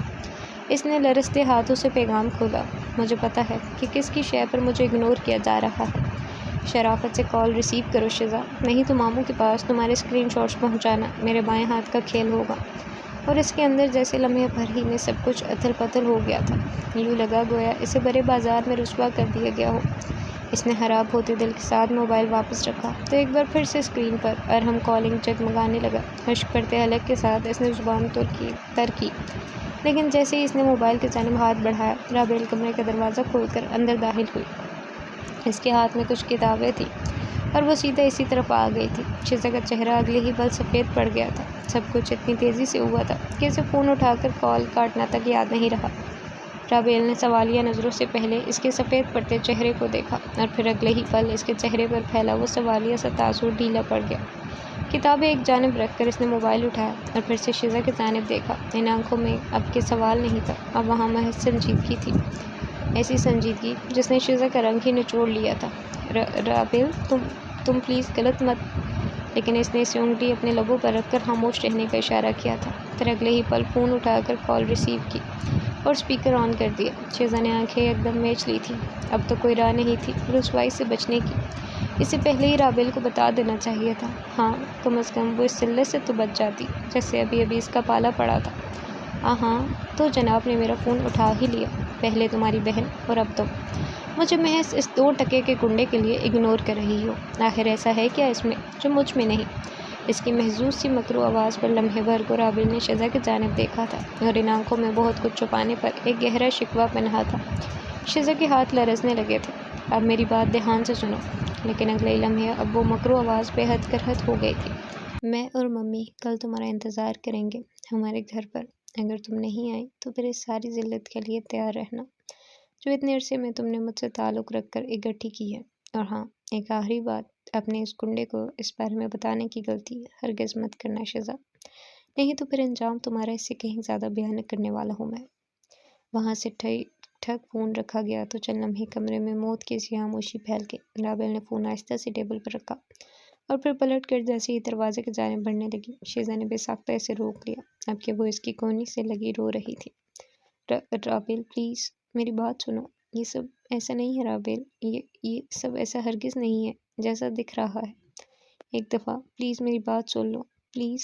اب وہ سسک رہی تھی۔ رابعہ نے تلخی سے اس کا ہاتھ جھٹکا تھا، پھر گلابی آنکھوں سے اس کا سرخ پڑتا چہرہ دیکھا۔ شدید گریہ کے باعث اس کی آنکھیں اور ناک سرخ ہو کر دہک رہی تھی۔ اب بھی مجھے نہ بتاؤ، میں اپنی تھوڑی ہوں تمہاری، میں تو تمہیں جج کروں گی نا، میں تمہیں تنہا کر دوں گی۔ جبھی تو تم نے مجھے بتایا نہیں، اور ماس وہ اس سب کے بارے میں جانتا ہے لیکن میں نہیں۔ وہ اس کے عمل پر نالاں نہیں تھی، وہ بس اس کے یہ سب چھپانے پر ہرٹ ہوئی تھی۔ شزا نے آگے بڑھ کر اسے گلے لگایا۔ رابعہ نے محسوس کیا کہ اس کا سارا وجود زلزلوں کی زد میں تھا۔ اس نے پھر بھی ہاتھ اٹھا کر اس کی پیٹھ نہیں تھپکی۔ اسے اس سے لمحے بھر ہی میں بہت سے شکوے ہو گئے تھے۔ میں نے ماس بھائی کو نہیں بتایا تھا رابعہ، انہیں پتہ نہیں کیسے پتہ چل گیا اس سب کے بارے میں۔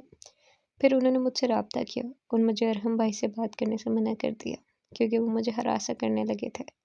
میں نے بہت کوشش کی تھی کہ تمہیں بتا سکوں، لیکن تم ماس بھائی کی وجہ سے بہت پریشان تھی، اسی لیے میں تمہیں کچھ بھی بتا نہیں پائی۔ رابعہ پلیز مجھ سے ناراض مت ہو۔ وہ اس سے لپٹی روتی جا رہی تھی اور بولتی جا رہی تھی۔ کئی دنوں کا بوجھ جب آنکھوں کے راستے باہر نکل کر قطروں کی صورت گر رہا تھا۔ اس نے دونوں ہاتھ اٹھا کر اسے خود سے الگ کیا۔ شزا کے بھیگے سے سرخ چہرے پر اسے بے اختیار ہی ترس آیا تھا۔ تم کب سے بات کر رہی ہو ارحم سے؟ جب سے تمہاری بات ارحم بھائی سے ختم ہوئی تھی۔ تب سے میں تمہارے لیے ہی بات کر رہی تھی کہ کچھ بات بن جائے، لیکن وہ مجھے ہی ہراساں کرنے لگے۔ اب مجھے نہیں سمجھ آ رہا تھا کہ وہ میرے پیچھے کیوں نہیں چھوڑ رہے۔ مجھے بہت ڈر لگ رہا ہے، اگر انہوں نے بابا کو یہ سب بتا دیا تو کیا ہوگا رابل؟ میں تو بابا کی نظروں میں گر جاؤں گی۔ وہ کہہ کر ایک بار پھر سے رونے لگی تھی۔ اس نے گہرا سانس لیا اور پھر اسے لا کر بیڈ پر بٹھایا۔ سائڈ ٹیبل پر رکھا پانی کا گلاس اس کی جانب بڑھایا تو اس نے لرزتے ہاتھوں سے گلاس تھام لیا۔ منہ سے اس کا سارا رنگ نچر گیا تھا۔ پانی پیو اور ریلیکس ہو جاؤ، اور ہم جیسے لوگ اور کر بھی کیا سکتے ہیں سوائے اس گھٹیا بن کے۔ لیکن اگر پہلے پانی پیو تم۔ اور اس نے اگلے لمحے پانی پی کر چند پل گہرے سانس لے کر خود کو آرام دہ کرنے کی کوشش کی تھی۔ کچھ نہیں ہوگا، ہم کچھ نہیں ہونے دیں گے۔ لیکن کیسے؟ انہیں کیسے روکیں گے ہم یہ سب کرنے سے؟ ہم بات کرنے جائیں گے اس سے۔ اس کی بات سن کر شیزا نے نہ سمجھی سے اس کے جانب دیکھا تھا۔ کیا مطلب؟ مطلب یہ کہ وہ ہمیں بلانا چاہتا ہے نا اپنے گھر، تو ٹھیک ہے ہم چلیں گے۔ میں بھی دیکھتی ہوں کہ کیا بکواس کرنی باقی رہ گئی ہے اس گھٹیا اور نیچ انسان کے پاس۔ لیکن رابی، مجھے محض معنی ان سے بات تک کرنے سے منع کیا تھا۔ وجہ یہ کہ ہم ان سے ملنے چلے جائیں۔ اگر انہیں پتہ چلا تو وہ بہت غصہ ہوں گے۔ ماس کو کون بتائے گا؟ اور اس کی اگلی بات پر شیزا نے بے یقینی سے اس کی جانب دیکھا تھا۔ کیا مطلب؟ کیا ہم انہیں بتائے بغیر جائیں گے؟ جی، ہم کسی کو بھی نہیں بتائیں گے۔ ہم دونوں کافی ہیں وہاں تک جانے کے لیے۔ ویسے بھی پھوپھو سے بات کرنی تھی میں نے۔ اچھا ہے نا کہ ان کے بیٹے نے خود ہی انوائٹ کر لیا ہمیں۔ لیکن رابیل، اسے کچھ ٹھیک نہیں لگ رہا تھا۔ یوں بتائے بغیر خود بات کرنے چلے جانا اسے کسی صورت بھی ٹھیک فیصلہ نہیں لگ رہا تھا۔ کچھ نہیں ہوگا شیزا، اس روز روز کے تماشے کو اب کے ختم ہو جانا چاہیے۔ بہت ہو گیا اب اس سارے قصے کو اختتام تک پہنچ جانا چاہیے۔ میں بھی دیکھوں کہ پھوپھو کو آخر کون سی چیز نے ہمارے ساتھ یوں باندھ دیا ہے۔ ایسا کیا ہے جو وہ مجھ سے اپنے بیٹے کا رشتہ جوڑنے کے لیے ہر حد پار کرتی جا رہی ہیں؟ ہمیں ایک بار تو ان سے بات کرنی ہی ہے نا، تو پھر کل کیوں نہیں؟ وہ اب باقی اس روز روز کے مسائل سے پریشان ہو گئی تھی۔ اسے اب کوئی صاف اور واضح حل چاہیے تھا، اور اتنے انتہائی قدم وہ اٹھانے کا سوچ بھی نہیں تھی، لیکن پھوپھو نے حد کر دی تھی۔ ہم دونوں ہیں نا، اگر ہم میں سے کوئی اکیلا وہاں جاتا تو مسئلہ ہوتا۔ ہم ساتھ جائیں گے، اور ویسے بھی وہ کہیں اور نہیں پھوپھو کے گھر ہی بلا رہا ہے۔ گھر سے زیادہ سیف جگہ اور کوئی نہیں ہو سکتی۔ وہ چند پل تو اسے دیکھتی رہی تھی، پھر لمحے بھر کے بعد ہی ہولے سے اس بات میں سر ہلا دیا تھا۔ وہ بھی اب اس ہر روز کے خوف سے نجات چاہتی تھی۔ کیا اس کے بعد سب ٹھیک ہو جائے گا رابل؟ اس کے سوال پر اس نے گہرا سانس لیا تھا۔ یہ تو اسے خود بھی نہیں پتا تھا کہ اس کے بعد سب ٹھیک ہونا بھی تھا یا نہیں۔ ہم اپنی پوری کوشش کریں گے اس مسئلے کو حل کرنے کی شیزا، اور اگر ہم پھر بھی اس گتھی کو سلجھا نہیں پائے تو پھر بابا سے بات کیے بغیر کوئی چارہ نہیں رہ جائے گا۔ لیکن اس سے پہلے اس نے لمحے بھر کو اس کا ہاتھ تھاما تھا۔ ہمیں اپنی کوشش کرنی ہوگی شیزا، ہم یوں ہاتھ پر ہاتھ دھر کر نہیں بیٹھ سکتے۔ اس کے کہنے پر شیزا نے اس بات میں سر ہلایا تھا۔ کیا کوئی اور راستہ رہ گیا تھا اس سب کا سامنا کرنے کے علاوہ؟ اگر اسے دوبارہ سے سر اٹھانا تھا تو اسے ارحم سے دو ٹوک بات کرنی ہی تھی۔ اسے رابیل کا فیصلہ اب کے درست لگنے لگا تھا۔ کیا تم اب بھی ناراض ہو مجھ سے؟ کچھ پل بعد اس کی کمزور سی آواز پر رابیل نے اس کی جانب دیکھا تھا تو اس نے جلدی سے نگاہ چرائی۔ کیوں نہیں بتایا تم نے مجھے اس سب کے بارے میں؟ وہ اب اتنی ہی سنجیدہ تھی۔ اس نے تھوک نکل کر اپنا حلق تر کیا، پھر چہرہ اٹھا کر اسے دیکھا۔ مجھے لگا تھا کہ تم مجھے جج کرو گی۔ اور کیوں لگا تمہیں ایسا؟ کیا میں نے کبھی تمہیں جج کیا تھا؟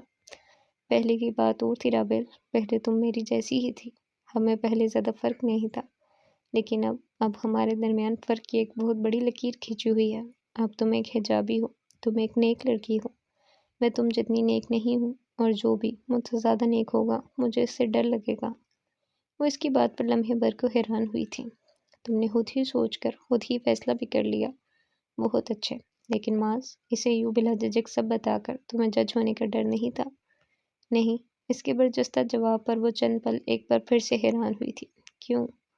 بس پتہ نہیں مجھے کیوں لگتا تھا کہ وہ مجھے جج نہیں کریں گے، اور رابیل انہوں نے مجھے جج کیا بھی نہیں۔ میں ان کے پاس اپنا مسئلہ لے کر گئی تو بغیر کسی فضول گفتگو کے انہوں نے انتہائی سوبھاؤ سے سوال کیے اور میری پریشانی اپنے سر لے لی۔ مجھے اندازہ بھی نہیں تھا کہ وہ اتنی آسانی سے مجھے شرمندہ کیے بغیر سمجھا کر واپس گھر بھیج دیں گے۔ وہ واقعی انسان کے ہلانے کے لائق ہیں۔ وہ اگر منہ توڑ کر ہاتھ میں رکھنا جانتے ہیں تو وہ احترام کرنا بھی جانتے ہیں۔ وہ بیک وقت سیاہ و سفید ہیں، وہ عام مردوں جیسے نہیں ہیں رابی، وہ الگ ہیں، وہ سب سے الگ ہیں۔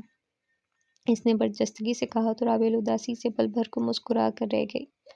فرشتے پر شیطان چننے والا بھی بھلا کبھی کسی جیسا ہو سکتا ہے؟ وہ الگ ہے۔ ہاں مجھے پتا ہے، وہ سب جیسا نہیں ہے۔ اس نے ہولے سے کہہ کر شیزا کو دیکھا تھا۔ لوگوں کو لگتا ہے کہ وہ عجیب ہیں، لیکن رابل وہ عجیب نہیں ہے، وہ بس مختلف ہیں۔ ان کا حالات کے ساتھ معاملہ مختلف ہے۔ وہ مسائل سے کسی اور طرح سے نپٹتے ہیں۔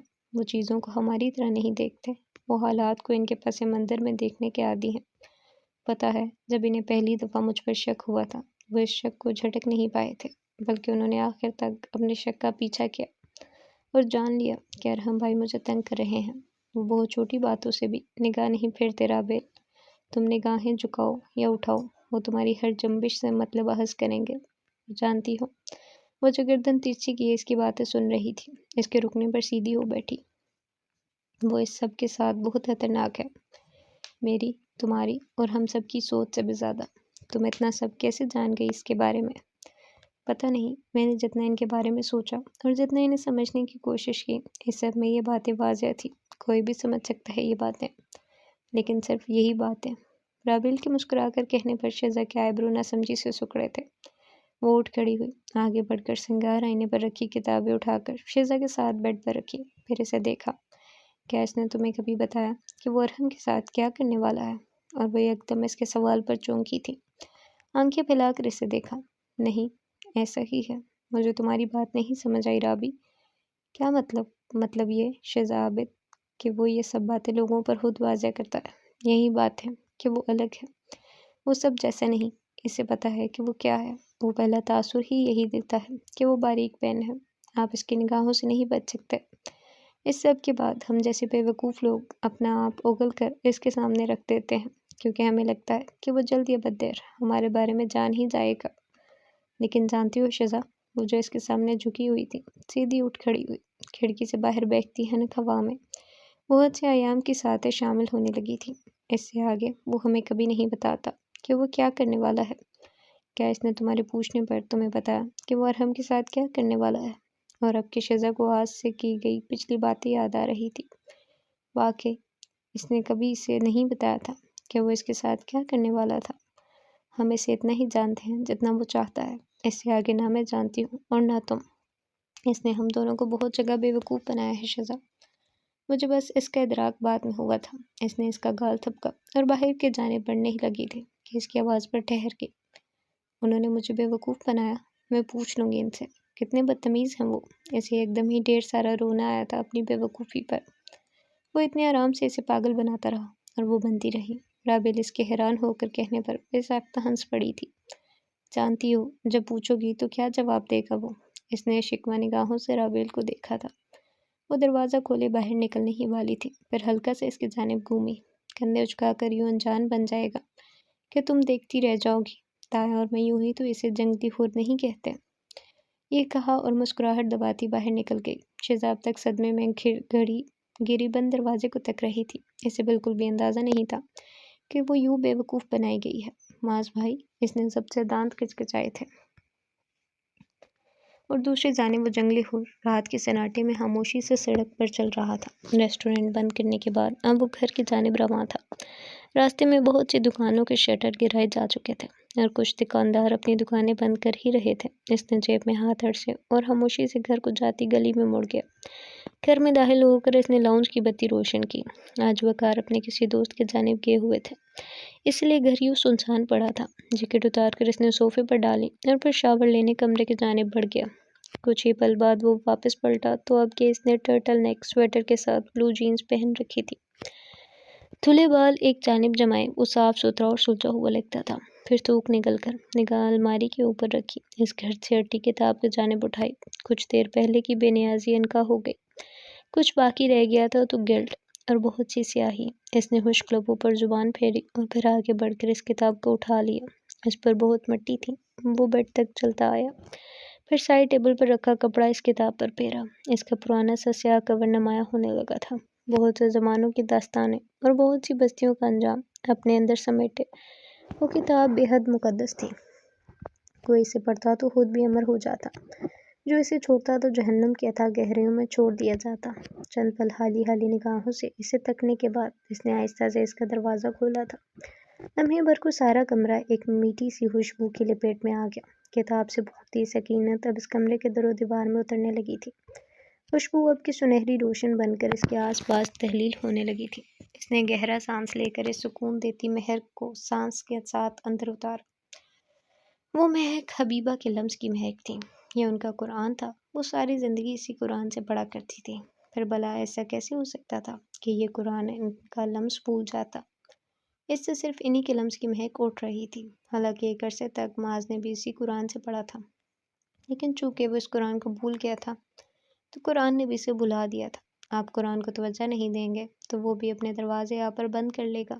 آپ اس کی آیات کو یاد نہیں رکھیں گے تو وہ بھی آپ کو بھول جائے گا۔ اس کا قرآن اسے بھول گیا تھا۔ اسے اپنے دل میں دوبارہ جگہ دینے کے لیے اسے اپنے اندر کندہ سیاہی کو نوچ کر باہر نکالنا تھا، کیونکہ یہ قرآن یہ تو کسی سیاہ دل میں داخل نہیں ہوتا۔ مقدس کتابوں کا بوجھ اٹھانے کے لیے انسان کو بہت محنت کرنا پڑتی ہے۔ اسے بھی ایک بار پھر سے بہت محنت کرنی تھی۔ الف لام میم یہ وہ کتاب ہے جس میں کوئی شک نہیں، اور وہ انہی لفظوں پر ٹھہر گیا تھا۔ یہ کتاب شک سے پاک تھی۔ یہ انسان کو بھی شک و شبہ سے پاک کر دیا کرتی تھی۔ اس کی ذات میں پڑی دراریں اب کے بڑھنے لگی تھیں۔ خاموش کھڑے گھر میں ایک لڑکا اپنے کمرے کے بیڈ پر بیٹھا، گردن جھکائے، نم آنکھوں لیے جانے پہچانے لفظوں کو پڑھنے کی سعی کر رہا تھا۔ لیکن عجیب بات پتہ کیا تھی؟ وہ ان لفظوں کو نہیں بلکہ وہ لفظ اسے پڑھ رہے تھے۔ وہ انہیں پڑھ کر جان رہا تھا کہ وہ کیا تھا، کیا بن گیا تھا اور کیا بننے جا رہا تھا۔ کیا کبھی تم نے کوئی ایسی کتاب پڑھی ہے اتنی شفاف اور اتنی مقدس؟ ہدایت ہے ڈرنے والوں کے لیے۔ اور قرآن کو تھامے اس کے ہاتھ لمحے بھر کو لرز کر رہ گئے تھے۔ ایسے لگا تھا کہ وہ کبھی ہدایت یافتہ لوگوں میں شامل نہیں ہو پائے گا۔ اسے لگا تھا وہ اسے کھو چکا ہے تو کبھی پا نہیں سکے گا۔ لیکن یہ کتاب یہ تو اسے کچھ اور ہی کہہ رہی تھی۔ یہ کتاب امید دلایا کرتی تھی، انسان کو نا امیدی کے گہری سیاہ جہنم سے نکال لاتی تھی۔ ہاں، وہ ایسی ہی ایک کتاب تھی، اس کی زندگی کی کتاب۔ اس کتاب کو دوبارہ پانے کے لیے اسے اس بڑے دن سے ڈرنا ہوگا۔ اسے اس دن کو بنانے والے سے ڈرنا ہوگا، وہ جو اپنی زندگی بے لگام ہو کر اس کے خوف کے بنا گزارتا آیا تھا۔ ہاں، اسے اب یہ روش ترک کرنی تھی۔ اگر جو اس نے قرآن کو دوبارہ پانا ہے تو اسے اپنی پچھلی زندگی سے نکلنا ہوگا۔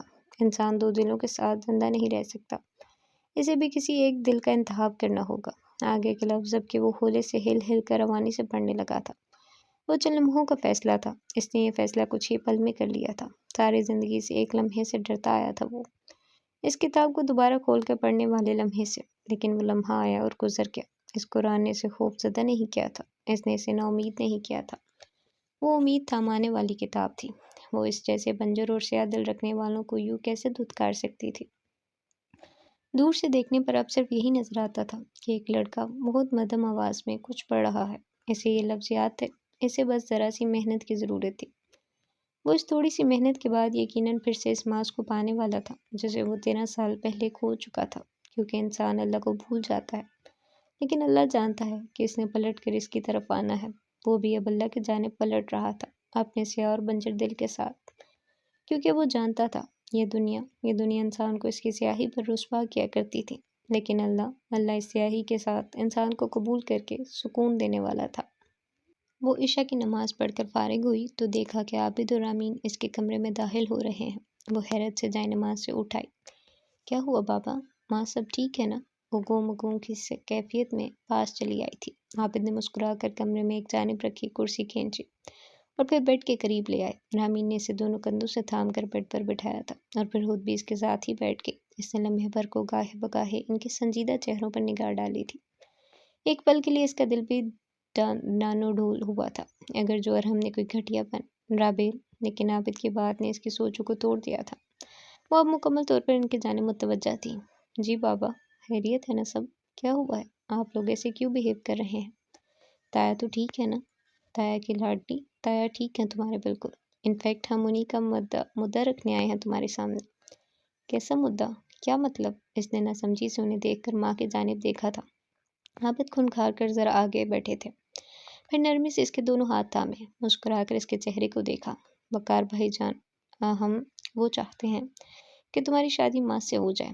चंद लम्हे लगे थे इसे बात समझने में, और बात समझ आते ही इसके चेहरे पर एक सवालिया सा तासुर फैल गया था। वो चाहते हैं कि तुम्हारी और मास की शादी इसी साल में हो जाए, और इनके जल्दी से बात मुकम्मल करने पर आपके वो हैरत से आंखें फैलाए कभी नामीन को देखती थी तो कभी आबिद को। लेकिन मेरी तो पढ़ाई अभी शुरू ही नहीं हुई है, और ना मैं इतनी बड़ी हूँ, फिर कैसे हो सकती है शादी? इसे समझ नहीं आया कि इतनी अजलत में मजीद क्या तावील इनके सामने रखी जा सकती है, इसीलिए जल्दी में जो समझ आया बोल दिया। लेकिन इसके बरक्स आबिद और आमीन बहुत पुरसुकून थे। वो शायद पहले से ये सब तय करके ही इसके पास आए थे। हमने भी तुम्हारे ताया से यही कहा था कि वो भी छोटी है और उसकी पढ़ाई भी मुकम्मल नहीं। फिर जानती हो उन्होंने क्या कहा? उन्होंने कहा कि यह भी उसका अपना ही घर है, वो जैसे वहाँ रहती है वैसे ही यहाँ भी रहेगी। साथ साथ वो ये भी कह रहे थे कि भले ही इसे घर का काम ना आता हो, इन्हें कौन सा हर वक्त इससे रोटियां पकवानी हैं।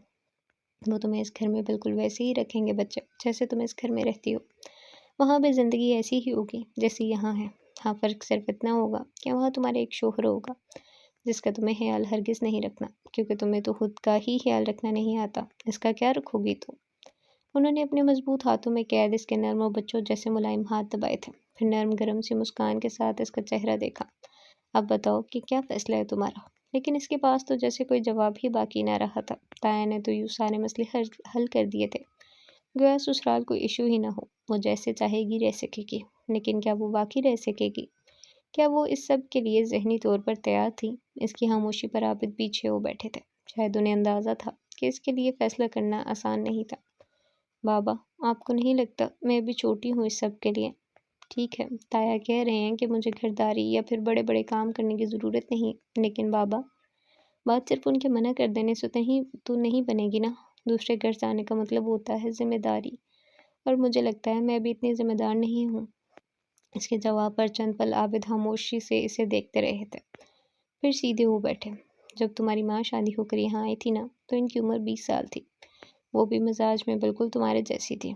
इनमें जिम्मेदारी की कमी थी, लेकिन राबिल, इनमें ख्याल रखने और मोहब्बत करने की कमी नहीं थी। फिर आज तुम खुद देख लो कि कैसे तुम्हारी माँ ये सब संभालती है। बच्चे बात मोहब्बत, हुलूस और अपनायत की होती है। ज़रूरी नहीं कि आप जिम्मेदार नहीं हो तो कभी जिम्मेदार बन ही नहीं सकते। तुम जब वहाँ जाओगी तब तुम्हें अंदाज़ा होगा कि तुमने खुद को कैसे ढालना है, तुमने वो घर कैसे आबाद करना है। शुरू में कुछ भी ठीक नहीं होगा, क्योंकि हर नया काम मुश्किल होता है। लेकिन फिर जैसे जैसे तुम इस घर की आदी हो जाओगे तो सब काम अपनी जगह पर नफस नफीस खुद बना लेंगे। सिंपल।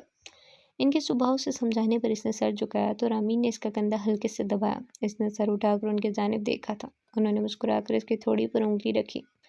ये सब बातें सानवी हैं राबिल। असल बात यह है तुम्हारे ताया बहुत अकेले हो गए हैं। उन्होंने एक लंबा अरसा तन्हाई में काटा है, और अब मजीद वो इस तन्हाई के खौफनाक बोझ को अपने नातवा कंधों पर नहीं उठा सकते। वो अब थक गए हैं, थक चुके हैं। आज उनकी आंखों में बरसों की पनहा थकन देख कर आए हैं हम दोनों, और हम भी तुम्हारी शादी के ऐसा फैसले ना करते, लेकिन भाई साहब की वजह से हम मजबूर हो गए हैं। उन्होंने इतने मान से तुम्हें मांगा था कि हमारे लिए इनकार करना ही इनकारी हो गया। वो अब उम्र के इस आखिरी हिस्से में तुम्हें अपने करीब देखना चाहते हैं, और मुझे पता है तुम निकम्मी हो, फोहड़ हो, घरदारी क्या, तुम्हें तो अपना आप तक संभालना नहीं आता। लेकिन मुझे इतना पता है कि तुम अपने ताया का बहुत ख्याल रखोगी, तुम इन्हें तनहा नहीं करोगी। और अब इसके पास कोई जवाब बाकी नहीं रहा था। क्या कोई जवाब बाकी रह गया था? क्या वो अब इनकार कर सकती थी? हम तुम्हें मजबूर नहीं करेंगे, लेकिन बेटा अच्छे से सोच लो इस बारे में। आबिद ने कहकर इसे मजीद आसानी फराहम की थी, लेकिन वो कश्मकश में पड़ गई थी। एक जानिब ताया थे तो दूसरी जानिब वो खुद। माँ से तो कोई मसला नहीं ना तुम्हें? रामीन के एकदम पूछने पर इसने हल्के से मुस्कुरा कर उन्हें देखा था। नहीं माँ, इससे तो कोई मसला नहीं। फिर कोई और इशू, कोई और बात जो तंग कर रही हो तुम्हें? आबिद के पूछने पर इसने गहरा सांस लिया, फिर सीधी हो बैठी। क्या आप लोग राज़ी हैं इस शादी के लिए? हाँ बेटा, अगर हम राज़ी न होते तो क्या तुमसे बात करने आते? और अब इसका आखिरी शोभा भी जाता रहा था। इसके बाद अब हामी भरने के अलावा कोई राह नहीं थी। ठीक है बाबा, फिर जैसे आप लोगों की मर्जी। इसकी इस तरह से हामी भरने पर आबिद चंद पल तो इसे देखते रहे, फिर उठकर इसके सर पर हाथ रखा। हमें अभी भी कोई जल्दी नहीं, अच्छे से सोच कर जवाब दे दो। अगर कोई मसला होगा तो उसे देख लेंगे। मुझे और कोई मसला नहीं बाबा, बस अपनी पढ़ाई और गैर जिम्मेदारी का मसला था, जो आप लोग आसानी से हल कर चुके हैं। मज़ीद अगर कोई बात हुई तो मैं ज़रूर आप लोगों को आगाह कर दूंगी। اس نے سنجیدگی سے کہا تو رامی نے بھی جھک کر اس کی پیشانی پر پیار کیا اور عابد کے ساتھ ہی کمرے سے باہر نکل گئی۔ اب وہ اپنے کہف میں ایک بار پھر سے تنہا رہ گئی تھی۔ گہرا سانس لے کر جائے نماز تک دوبارہ آئی، لیکن بجتے فون نے اسے اپنے جانب متوجہ کر لیا تھا۔ بیڈ پر رکھا فون اٹھا کر اس نے دیکھا تو لبوں پر ہوا مہاہی مسکراہٹ بکھر گئی۔ لب دبا کر بیڈ پر بیٹھتے اس نے فون کان سے لگایا تھا۔ کیسی ہو؟ وہ خاموشی سے چھت کی چھوٹی دیوار کے ساتھ لگا کھڑا تھا۔ ٹیرس پر رات کے اس وقت خاصا گہرا اندھیرا تھا، لیکن آسمان سے گرتی چاندنی نے درمیانی اندھیرے کو نور سے بھر دیا تھا۔ السلام علیکم، میں ٹھیک ہوں، تم کیسے ہو؟ میں بھی ٹھیک۔ اس نے قصداً اس کے اسلام کو نظر انداز کیا تو رابعہ نے منہ بنا کر فون کی جانب دیکھا۔ اور کیوں کیا ہے فون؟ اس کا لہجہ یک لگتی روٹھا روٹھا سا ہو گیا تھا۔ دوسری جانب اس نے اپنی تھوڑی انگلی سے کھجائی، پھر یوں ہی گردن پھیر کر چھت سے نیچے دیکھنے لگا۔ یاد آ رہی تھی تمہیں نہیں لگتا کہ تم کچھ زیادہ ہی ایکسپریسو ہوتے جا رہے ہو؟ میں ہمیشہ سے ہی ایکسپریسو تھا، لیکن مجھے تو لگتا تھا کہ تم انتہائی خڑوس اور روکھے سے ہو۔ یہ بھی ہو، لیکن اس کا مطلب یہ نہیں کہ آپ خڑوس اور روکھے ہونے کے ساتھ ساتھ ایکسپریسو نہیں ہو سکتے۔ باتیں کروا لو بس، کام بھی کروا سکتی ہو تم۔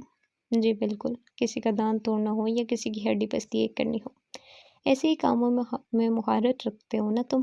اس کے میٹھے سے طنز پر دوسری جانب اس کی تیوری چڑھی تھی۔ بگڑتے تاثرات کے ساتھ اس نے گہرا سانس لے کر ماتھے پر گرے بال پیچھے کیا۔ تم نے کب سے اتنا طنز کرنا سیکھ لیا ہے محترمہ؟ طنز کب کیا ہے میں نے؟ حقیقت بتا رہی ہوں تمہیں، جیسے مجھے تو حقیقت پتہ ہی نہیں ہے نا۔